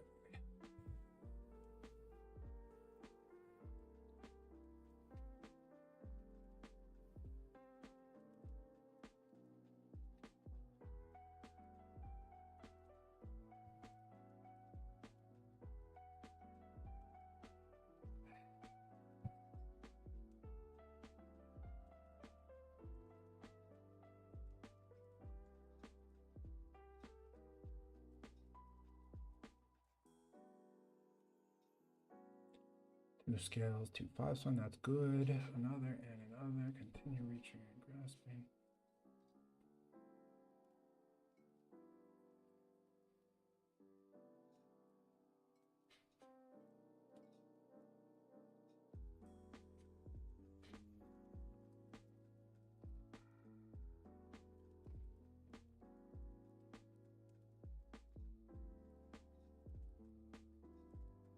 Grasp, reach. Known, unknown. Reach, grasp. Unknown, known. And you always want to be doing that. You always want to have one hand in the known and one hand in the unknown.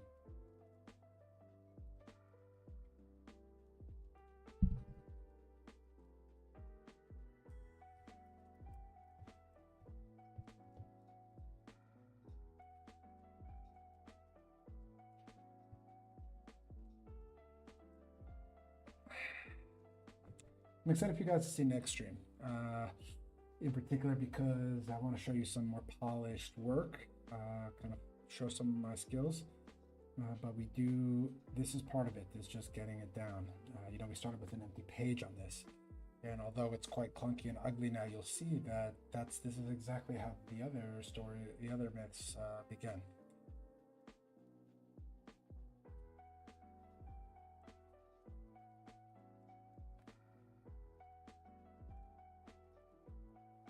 Until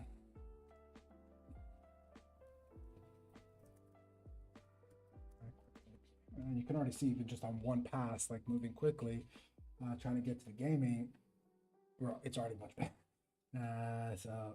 And this is only our first time reading it back and going through it, so we just had to get to the end during the stream. I think we've probably been riding around 2 hours.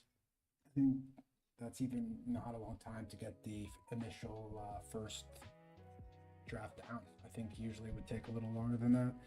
I guess we are moving with a nice clip here until back where they begin.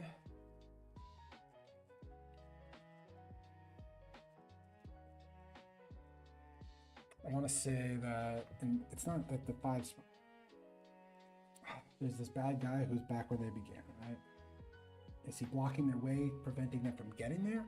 Or is he already there, and then when they get there, they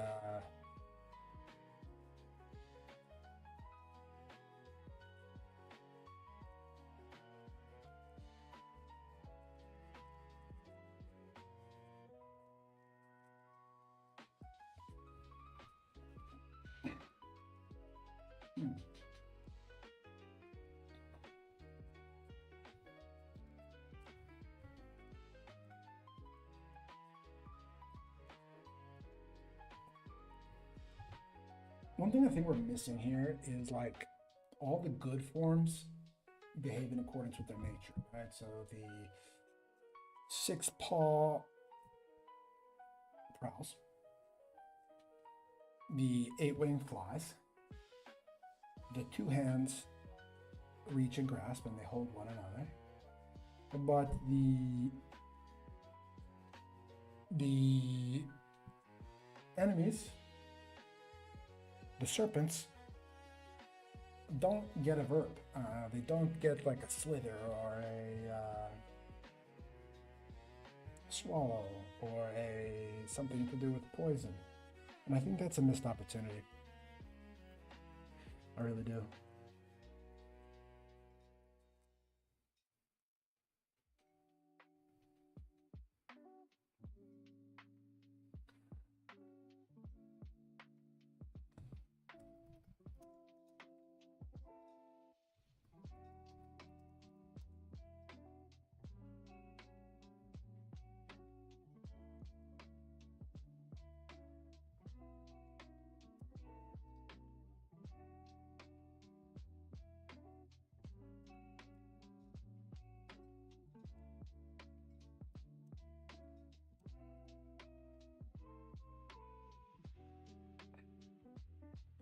Man, there was a girl in here named Sophie, and I missed her chat.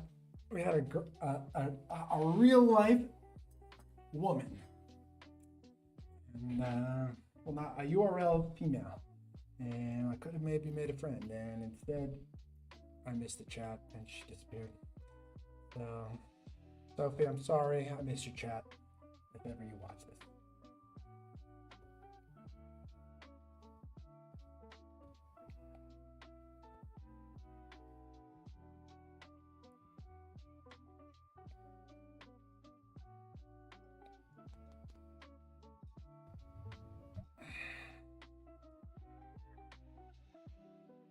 I think this word thrust is good, but I'm wondering, like, it needs to be splitting them in half, and a spear is not really going to be that good at splitting, so it might need to be a sword, because we do need to be splitting serpents in half so that out of their bellies come the other serpents, whereas a spear is kind of more puncturing. I guess we could, I guess it's decent enough, but we can add that to the considerations. Should spear be a sword?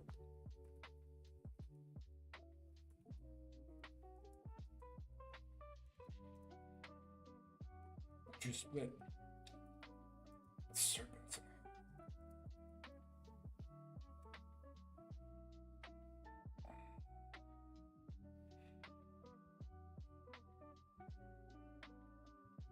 Okay. We continue on looking for opportunities.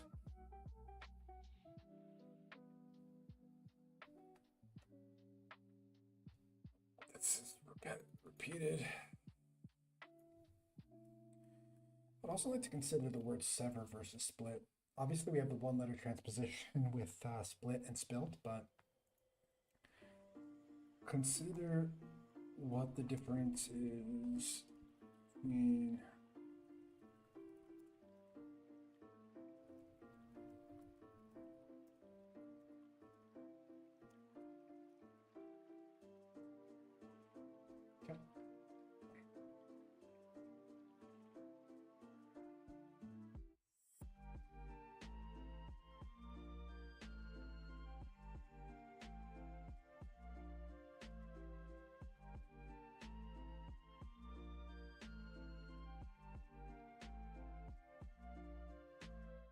I like 7 rattle.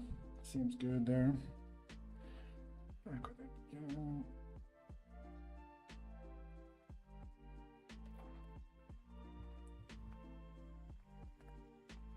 Is twice scaled back where they began,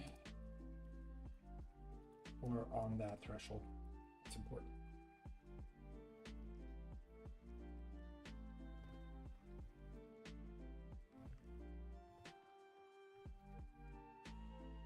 Okay, team.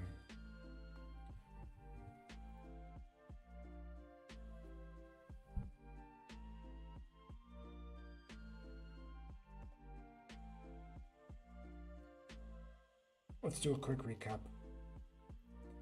We don't need to go through the actual language, but I'll explain to you what we were able to accomplish today. So, here's the deal. In our last story, we had 2 homies, twin 2 hands. One and other are their names, right? With a capital O, capital O. And after their whole journey, they both end up dead. But they leave behind a spear and a staff that has their story etched inside of it, okay? And then 2 more homies are born. These homies are identical to the one another, except that they're going to end up finding the spear and staff. That's the only difference. They have access to different information, different tools. And so this one is called another one and an other, right? So we have a play on words with one another here. What happens is because they have the learnings from the homies that came before them, they're able to successfully defeat different serpents and navigate the perils of this very dangerous world that they were born into. However, they also end up learning, after destroying 2 different bad guys, two different serpents, they discover the paradox of violence, that violence begets violence, that for every serpent that they destroy, two spill out. And this is hearkening to, for example, the Hydra that Heracles defeats. You sever one neck and you get two back. And so they decide that this mission is futile. They recognize, okay, this is not even worth it. Why would I even go out and start killing bad guys if every time I kill a bad guy, I get two more? And so what they decide to do is they try to take the different materials they got from killing these serpents. For example, if you kill a three fang, you get three fangs. For example, if you kill a five spine, you get five spines. And they take the scales and they take the spines and they make a community. They make a walls and they make a gate and they lock themselves in there. They hold each other and they get back into a beautiful, like hug.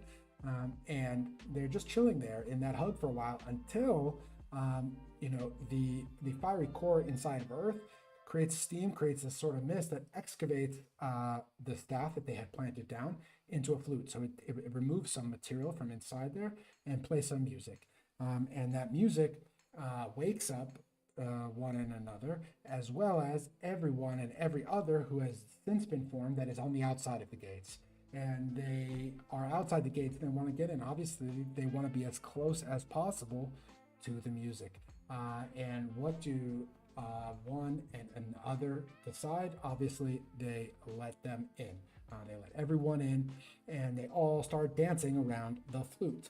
However, what they do not know is that they are going to, that outside a storm is brewing that no gate, no wall can hold back. And that is going to hearken and echo with the flood mythologies that are constantly and consistently represented in these cosmogonic myths. And so we're going to get into some WoW. I'm going to take a little break and we're going to get into some WoW. And we'll be picking this back up on Sunday. I'll probably do a little bit of work on it on the side and let you guys know how that goes. But we'll take a quick break and then we'll do some gaming before wrapping up today. It's a little later here than for you guys. For you, it's probably in the middle of the day, but I'm in Athens, Greece right now, where I'm studying mythology while I do this, while I write these myths. And it's 7 hours different from if, let's say, you're in New York. It's 7 hours later. So gonna be wrapping up here and doing some gaming. I'll be right back.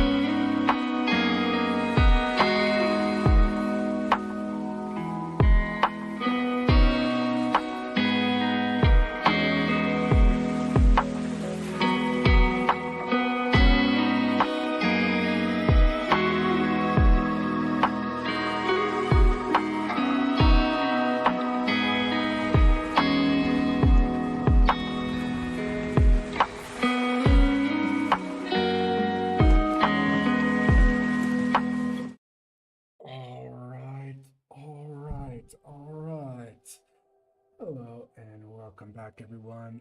We were writing for roughly 2 hours there. We got some decent work done. Not our best writing session on stream that we've had, but pretty solid. Those first sessions are always a little bit rough as I'm warming back up into the myth that we're working on just from an outline. I've been obsessively working on the war myth since we started that 2 weeks ago, and just finished that actually this morning before stream, just doing the final little bit of polish. But we were able to just grind it out and get to the end, work through it and make sure that we just got everything down on paper. And now we're going to play a little bit of World of Warcraft. And I want to tell you how I want to play this game, right? So I've been playing WoW as long as I can remember, since Classic. And it's been a huge part of my life, and I love it. I've obviously taken breaks, but well, I guess it's not obvious, but I've taken breaks. But we're back, and I started doing some of the hardcore content I used to do. Mythic rating and Mythic Plus. I used to be, a really highly rated Mythic Plus tank, and the sweatiness of it just wasn't quite working for me. But I was having fun logging in, doing my dailies, getting my transmog. So what I've decided to lean into, and I think it actually works better with this channel, is go on a quest to roleplay, WoW roleplay. And I think that that's going to be a really interesting way to do it. I've never done it before, and it's a part of this world that I've never even really experienced in. I have played Dungeons and Dragons before, and so I'm familiar with role-playing, obviously. But today we are going to work on that role play. So I'll tell you a little bit about the character that I want to build. And I want to make her sexier. This is just our V0.1. You're going to see you're going to see a major glow up of her gear and her transmog. But the plan is for her. Her name is High with 2 eyes, Higher Power. And her story is that she used to be like a prostitute's drug addict, and she would sell her body for sex, and until she found the light, until she found a higher power. She goes around, because her name is Higher Power with 2 eyes, she goes high, so it's her name, and she goes around trying to help people, kind of like the 12 steps of AA. She's going to go through her own 12 steps, and we're going to come up with her whole story kind of together. But for today, I think I want to work a little bit on show you the transmog that I am aiming for, what I want her to look like, because the most important thing is what your character looks like in here. So if you look here, actually we want to do it from here. This is the transmog that I've been thinking about. So if we go to this, which looks way better, right, fam? So this is what we're trying to aim for, but we need to collect a lot of these items. We don't have a lot of these items. And so we're going to have to go do some old content, and we're going to have to figure out exactly each different piece of gear. We need to find a way to pick it up and ultimately become a sexy legend. And I think this is just V1 also. You can see kind of the wing motif. I've got wings on the shoulders. I've got this shield kind of looks like a wing. And then we also have obviously just wings in the back. So I think it could be cool, and I'm pretty stoked to get her looking that way. I feel like I don't feel like we are good looking enough, and considering she's a female Draenei, which I do think is one of the best looking races that are not elves. The elves are obviously absurdly attractive. I think they're sexy. I think people are going to want to sleep with us. So I want to do some sexy roleplay. I want to see if I can act as a sexy Draenei female convincingly enough to seduce people and seduce their characters in roleplay. That's a definite goal. But for now, I think we're just going to do a dungeon here.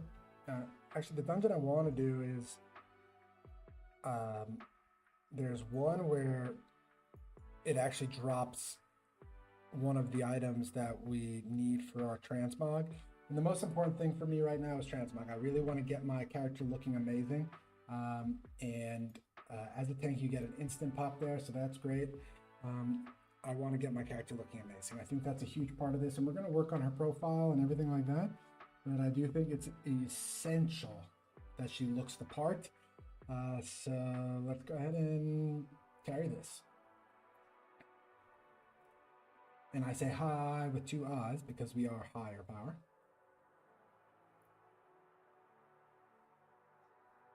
And yeah, I was learning all these Mythic Plus dungeons, man. It's so intense, and I do like it. But a lot of the times, by the time I'm gaming, like I've been writing all day, I've been working all day. Like I kind of just feel a little like I don't want to focus that much. And tanking Mythic Plus is just so intense. You have to really plot out the whole route, and I do like it, but I think I'm going to be playing more of the other sides of this game, experimenting with you know experimenting with the role play side instead of the sweaty high-end rating and Mythic Plus side that I used to do so much. So we got to pick up these mobs. They came in over here. And this is a new character. I don't really know what I'm doing on Paladin. She's not even max level. This is a new idea. I had the dream of like, I really wanted an intense, like memorable, a really memorable story for our role play. So the idea of her being an addict that's in recovery, that found the light, I think is going to be quite powerful. And she's like this life force trainer, so she has these cool tattoos. And I think that the idea of her like having this sort of ritual where she gets the tattoos and it like kind of swears off drugs is going to be a pretty unique role-playing experience. I did forget to, over on Twitch, change the category from reading and writing to World of Warcraft. So there is that, but it's fine. There's not going to be that many people watching here. We're still warming up. We're still learning, and that's all good. This whole endeavor is all about endurance. It's not about heroics. It's about continuously showing up, and I think that is the brand. I think that is what you can expect here, is that no matter what's going on, I'm going to be writing, and that can be a sort of consistent thing that you can rely upon. And I want to create tools for people, little videos that will give people the ability to catch up on what the writing actually is. That way, when they're watching, they can have a little bit more of an understanding of what's going on. I think right now we're in such a mode where what we're writing is still quite abstract, and I'm wrestling with some of the ideas as I'm writing it. But when we go into the next phase, which is like mid-May, we are going to be turning these poems that we wrote, these stories that we wrote, into songs. So they're going to rhyme and they're going to be kind of beautiful. And that way, I think I'll have enough clarity on exactly what we're saying to ultimately be able to create a little video that explains the story as it is. So we'll see. I have a lot of big plans, but everything has been taking a lot of energy and a lot of time. Just like posting my first YouTube video today it took a lot of work, to learn editing, to learn how to make a thumbnail, all that shit. It's pretty complicated. It's not complicated. It's just takes time to learn, and considering I'm a writer and I have to do a lot of writing, this whole content, I can find ways to make it easier to and optimize, but I'm not 100% sure what's going to stick and what's not. I think we need to we can't do everything. We can't make every video that we want to make. Every video idea is not going to work, but I do think we can find the things that work the best. We can find different things that I can like I don't think I'm going to be editing my videos. It just took way too much time for me to edit that first video, and it didn't even come out that well, the editing side. So we're going to try to not pawn that off, but hire someone, find someone good to take care of that, cut clips, those sorts of things, because it's time consuming and I don't like it. And I really want this part of it. Writing is already so hard as it is, and I'm going to be writing on stream, and I want the writing to be just really impactful, and I really want people to be able to understand the stories that I'm writing and feel like they're a part of the process, which requires preparation and that sort of shit. So I really do need to be focusing on the writing side of these streams versus the gaming side, but there is still so much content I can make on the gaming side. So it's I need to really be able to prioritize. I need to learn what the best bang for my buck, but it's really about, this is not a quick cash grab. This is I work in technology, fashion side.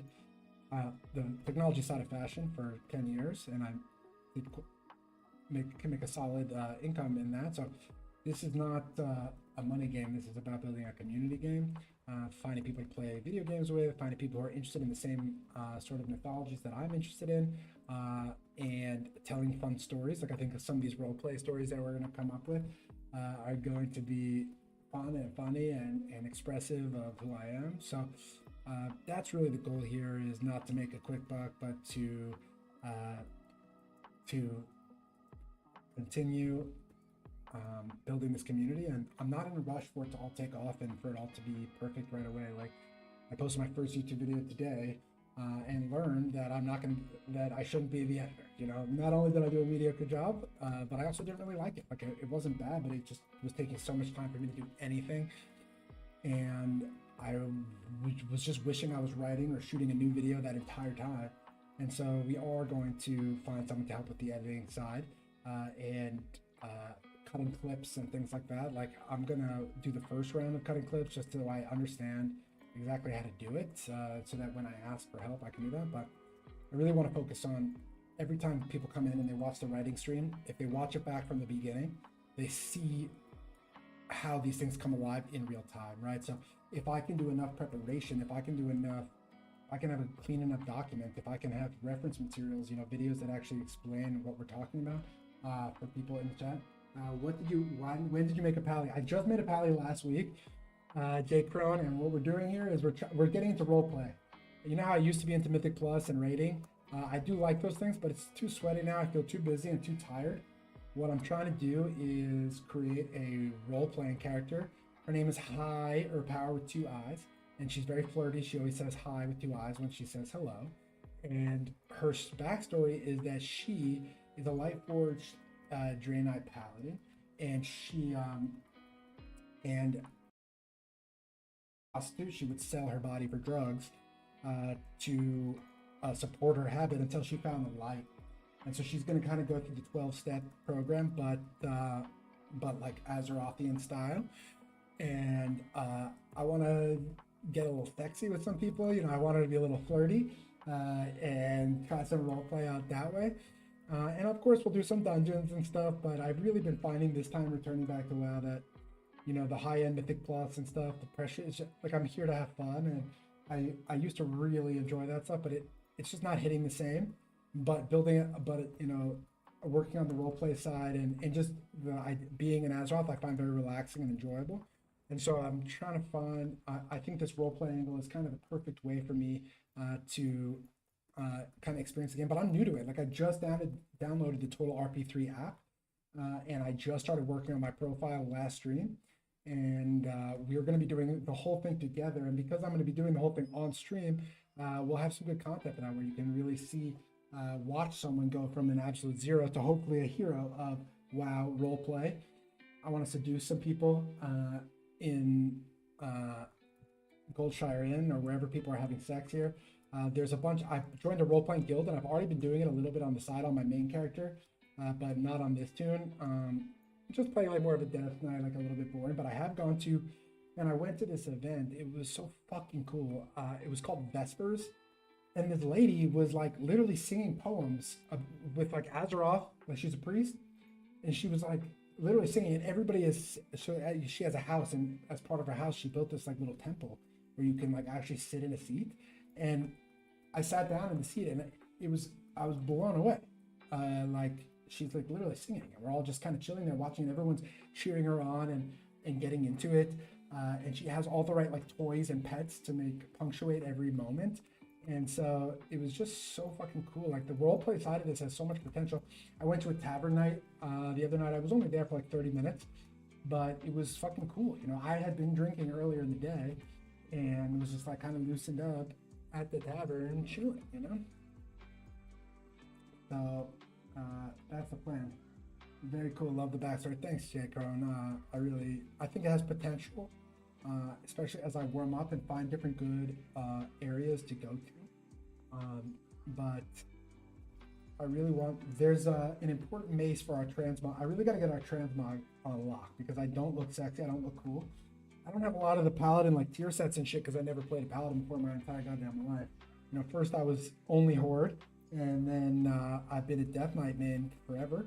So I don't have the Paladin tier sets, um, but one day at a time, J Crow. Like, you know me a long time. You know my original OG stream. Like,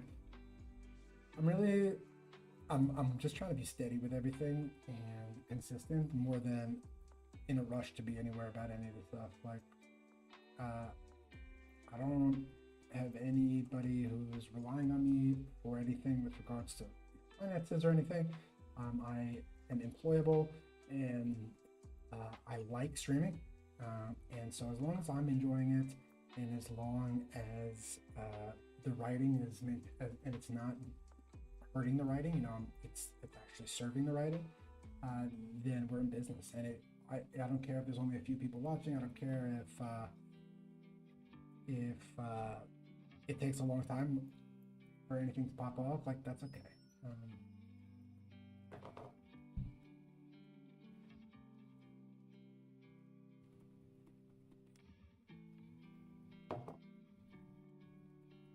Cool, we finally got the Twitch simulcast up. That's a huge win. I think Twitch is going to be really important for this whole thing, and kind of exciting. So, and there's a big announcement I'm going to have right when we finish this dungeon. I'm going to provide a huge announcement on the channel of a very exciting event upcoming. So, if you want to stick around, or definitely check back in, we're about to finish this boss, and we have 2 more bosses. Like 25 minutes. I have a huge, the biggest announcement yet on this channel at the end of the stream about what's upcoming on the Sunday stream. So we will be streaming on Sunday, and okay, no loot. Okay, where do we go from here? I think there's something that takes us back to the center, and then we go that way, but I've never been in here before. I feel like DK would have the plate over, but I guess it's more spiky. Yeah, it's not. I need some glowy shit and some like winged shit, some more holy shit. My Death Knight mains gear, it does some stuff to get this decently shitty mod together, but not the same. Definitely not the same. I've been struggling with the Death Knight roleplay. It just feels like a little bit stern, a little bit less playful, and I think this Paladin is going to give me way more opportunities for role playing and that's why I made her. I made her because this was the best idea. I came up with a couple ideas for role play. I made another chick. She's a goblin huntress, and her name is Beekeep, and she's got like wasps as a pet, and she's got a waspy mount, and she's an alchemist, so she makes like honey, tonics and shit like that. But Goblin is a little one-trick pony in the sense of like you like to blow shit up and like all snarly. I think that being a sexy Draenei is kind of good. I also like that she's gonna be like very feminine, but gonna be wearing like thick plate armor and be a tank and just be kind of hot. And like Draenei are kind of gigantic, I also found that I like to play, when I'm playing tank, I like to play like a bigger tune. I like to actually feel like I can see my character in the thick of it, and like I'm more substantive. That's something I've learned. I didn't realize that until I started playing like a dwarf tank, and I was like, where am I? And I didn't like being small when I was tanking. Whereas on my goblin hunter, I don't mind being small at all. I think it's kind of cool. I think that on the tanking side, I like to feel like I'm big and I'm the leader.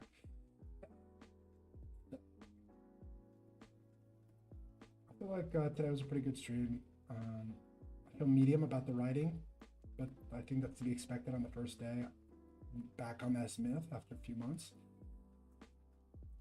First, I wrote all the outlines on my own. Then I have been working on stream, writing each of the drafts of each of them, of each of the 7 myths, and doing that really on stream. Like, people can really go back and watch all the old videos and see these stories evolve from nothing. Well, I guess not from nothing if you have the outline. definitely something.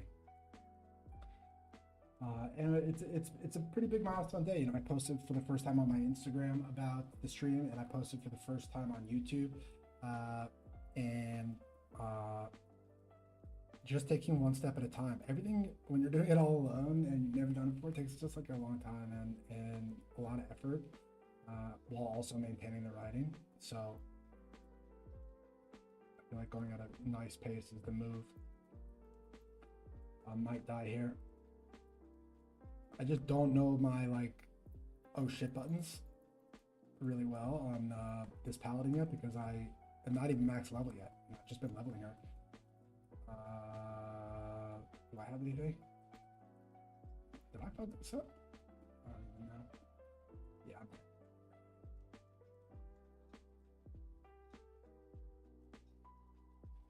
It's a pretty small dungeon. We've got a major announcement coming up for anybody in the chat. But yeah, JK about DK, but yeah, Doom and Gloom seems to be DK roleplay. Yeah, DK roleplay role. I agree. It's the Doom and Gloom is, I mean, you're dead. You were reborn. I guess you could be grateful that you were reborn and you could take a chance at life. I was like trying to do that. Forced. I have this pally. I'm not sure I'm gonna end up being like a high level tank on her in the same way that I am on my main, who's pretty geared. Like, I haven't been pushing hard on keys or anything, but I do occasional one or two, and I've got some decent gear. And on the dungeons that I know, I can push a nice timed key. So I have some higher keys on my Raider IO, but I haven't even finished all the like I haven't done this dungeon on my main at all yet. So I have 0 points for that on Raider IO. Do you know how Raider IO works, J Crone? Do you remember that? Or maybe it was after your time. Oh, I fully just butt pulled that. 100% my fault. 100%. Sorry. I'm gonna say it might be once I can type, but that was 100% my fault, fam. I'm not gonna lie. I'm like not good at Paladin. Know what I was doing? I was looking at my abilities and looking at chat. Hopefully they can drop some cooldowns and save us.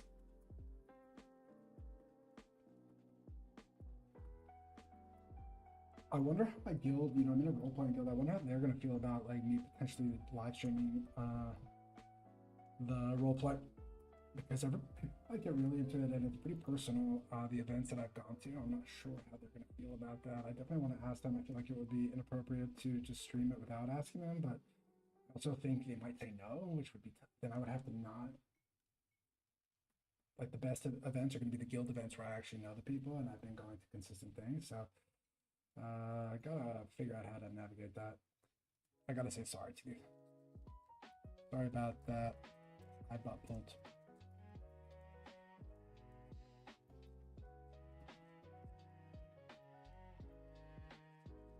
Yeah, I remember. Yeah, so I have like a couple decently high keys on my main, not so high, but some solid keys timed, but I don't have even every key finished because I just haven't felt that motivated to really learn all of them and to really get into it. But I have been really motivated by just the roleplays and getting my transmogs together and getting the reputations to get the transmog pieces I need. Like, that's what I've been finding relaxing and fun. Over time, actually, like the sweaty sides of this game, even though I've gotten better at the game, like the sweaty sides are less fun. And like the more relaxing, grindy stuff I used to not like, I find kind of relaxing, like doing world quests and getting my reputations up so I can get like some cloak that I want. I'm actually having the most fun doing that. So it's kind of interesting. People are very elitist with that system. Yeah, it is good because at a certain point, you know, you don't get any higher gear, and the only way that you can give people the like more rewards is clout, right? So everything in WoW, people are going to either want clout or they're going to want gear, right? And so Raider IO gives an opportunity for the game to keep going with clout. And I do remember when I was the second best Blood Death Knight on Gore Fiend, Raider IO, and there was another guy really close to me, and he was Alliance and I was Horde. I remember us both like checking it and competing with each other, and it was definitely like a fun thing to be checking. And like if you are pushing, like it's cool to keep score a little bit, but let's say you're just more casual, like it can get extremely elitist, like, oh, you don't even get invited to the group if you don't have a certain score. But at the same time, when you do these dungeons, these high level Mythic Plus, and you're timing it, and everybody's showing up ready with their fucking consumables and shit, and somebody shows up and they don't know the dungeon, and they eat shit on some dumbass mechanic, like it is kind of tilting. You know, everybody is busy. Everybody has a life. Everybody has things that they could be doing, and instead they're playing WoW, and they join this dungeon, and let's say it's a higher level dungeon, like they're gonna wanna have it be. They're gonna want to have people who. Soloing old raids is cool. Yeah, I agree.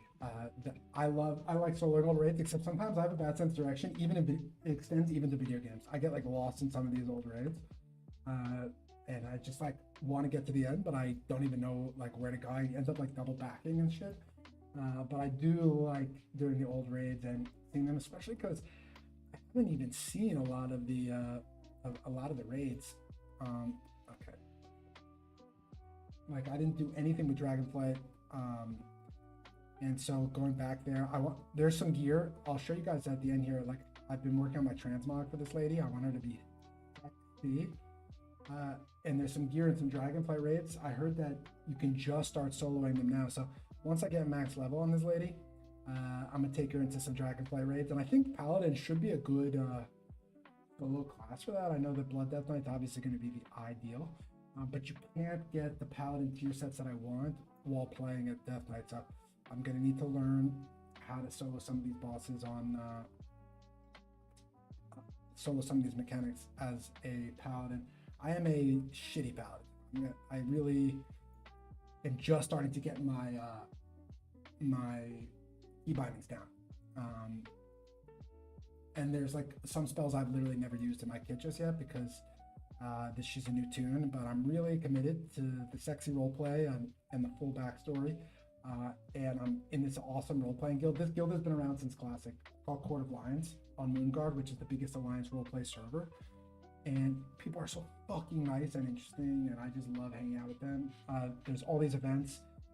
I was telling Jay Crone before, but I see there's some other people in here now. We had this event called Vespers, where this priestess led like a full-blown prayer service at her house in WoW, like a full prayer service. She had written everything out beforehand. It was incredible. I was so impressed, and I just loved it. So that's the plan for our WoW journey. Is less going to be high keys and more going to be okay. I think all of us need to do the console. Yeah. We're going to be intense roleplay. Our character is a former addict. She used to sell her body for drugs. I think I'm calling the drug Crackzerite, like Azerite, but crack. And she was a prossy, and she had a lot of traumatic experiences banging all these gnarly goblins and ugly races until she found the light and became a light forge. She did and so her name is High, or Power with 2 eyes, and she's gonna tell everyone hi, and she's gonna be kind of like devoted to the light because she had once been in the darkness and had to sell her body for sex. She's still gonna be, back then she was fucking people she didn't want to fuck, like goblins and shit, but she's gonna be pretty flirty out there. I think I want to come up with like certain races that she really likes and certain ones that she's not attracted to, like, so that when I'm flirting, like she has like preferences. Again, I'm new to the role-playing side, but I just started filling out my total role-play character sheet and coming up with all these fun ideas and hanging out with this role-playing guild called Court Alliance, who's been around since forever. There's so many ways to express yourself via the role-play side of this. And I think as a fantasy author, considering that's like the other side of this stream, is you have the writing and you have the gaming, I think that's just the best possible angle for me, is going to be the role-playing side, getting into it, getting like really detailed and actually writing like proper writing, you know. I'm not sure that there are many writers who actually are doing WoW roleplay. Yeah, do not know this fight. Zero, do not know this fight.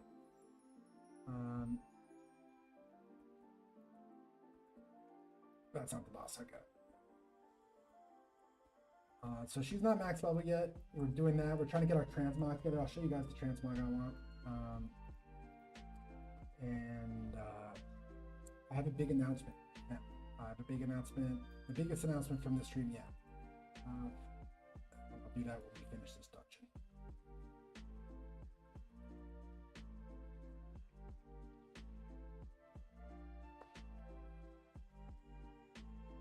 Even you don't actually, maybe J Crumb, because you're part of the Innkeep community, you might know the announcement. If you remember from a voice note I sent to the Insider community. But if you don't remember that, which you probably don't, I have a major announcement. Goblins need love too. Yeah, I don't think they're very sexy, but I guess that could be somebody's thing. I'm not gonna lie, I think Lady Dre and I are kind of hot. And I've never dated a lady bigger than me, but these Dre and I are like really tall and kind of strong, so I think that could be like a sexy thing. And maybe art could inform real life, you know, and maybe I could date someone a little bigger than me. That would be cool. I've actually never slept with anyone taller than me. I weigh 200 pounds. So, and I'm 6 feet tall. So, there aren't that many chicks that are 200 pounds, 6 feet tall. I would be open to it. I don't think I've ever like really had an opportunity to flirt with a girl that was bigger than I. And I don't think it would. It would like cause me to be not attracted. But just doesn't really happen. There just probably aren't that many chicks that are that size. They have to be like models. I dated a tall model once, but she was like 5'10".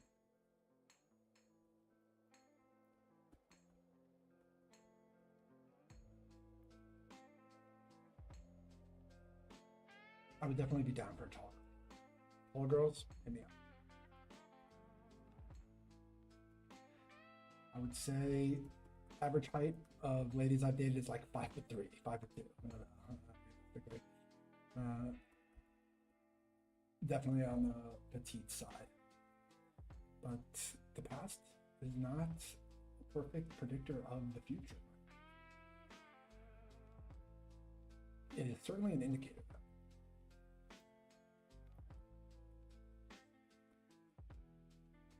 It is certainly an indicator.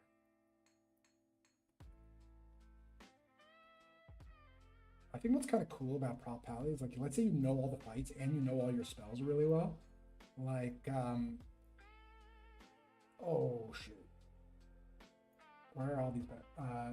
You could really like save people from gnarly situations. You have kind of like a tool for everything. You're much more supportive, but I think that could be cool to like save people at the last second. But it requires a mastery of your kit, which I don't have. I don't even know all my keybinds yet on this tune, and it also requires a mastery of the dungeons, which I've only run each one a couple times so far. All right. This is okay. I'll roll need on that. We got a shield too. We got some fat loots.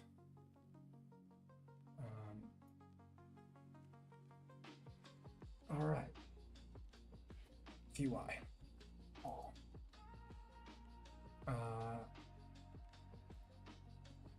All right, everyone.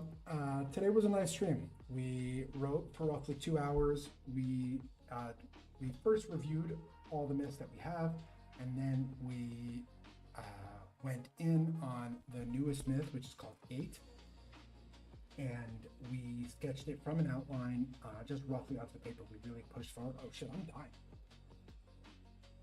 Yo, stop.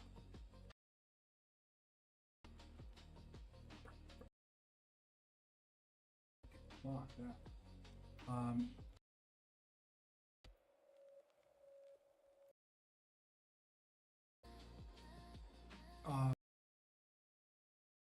We reviewed all of our myths at a very high level, get people kind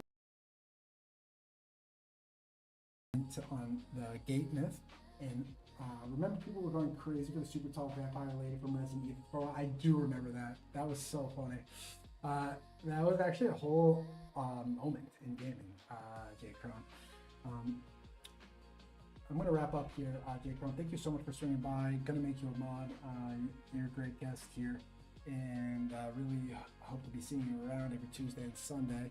But I'm going to go ahead and finish up my recap. So we rode for roughly 2 hours. We got everything down on the gate myth in a basic outline. From an outline into the raw elements, and we're going to be picking that back up where we left off on Sunday. But what I have is a major announcement for the channel, which is that we're going to be doing a 7-hour live stream on Sunday.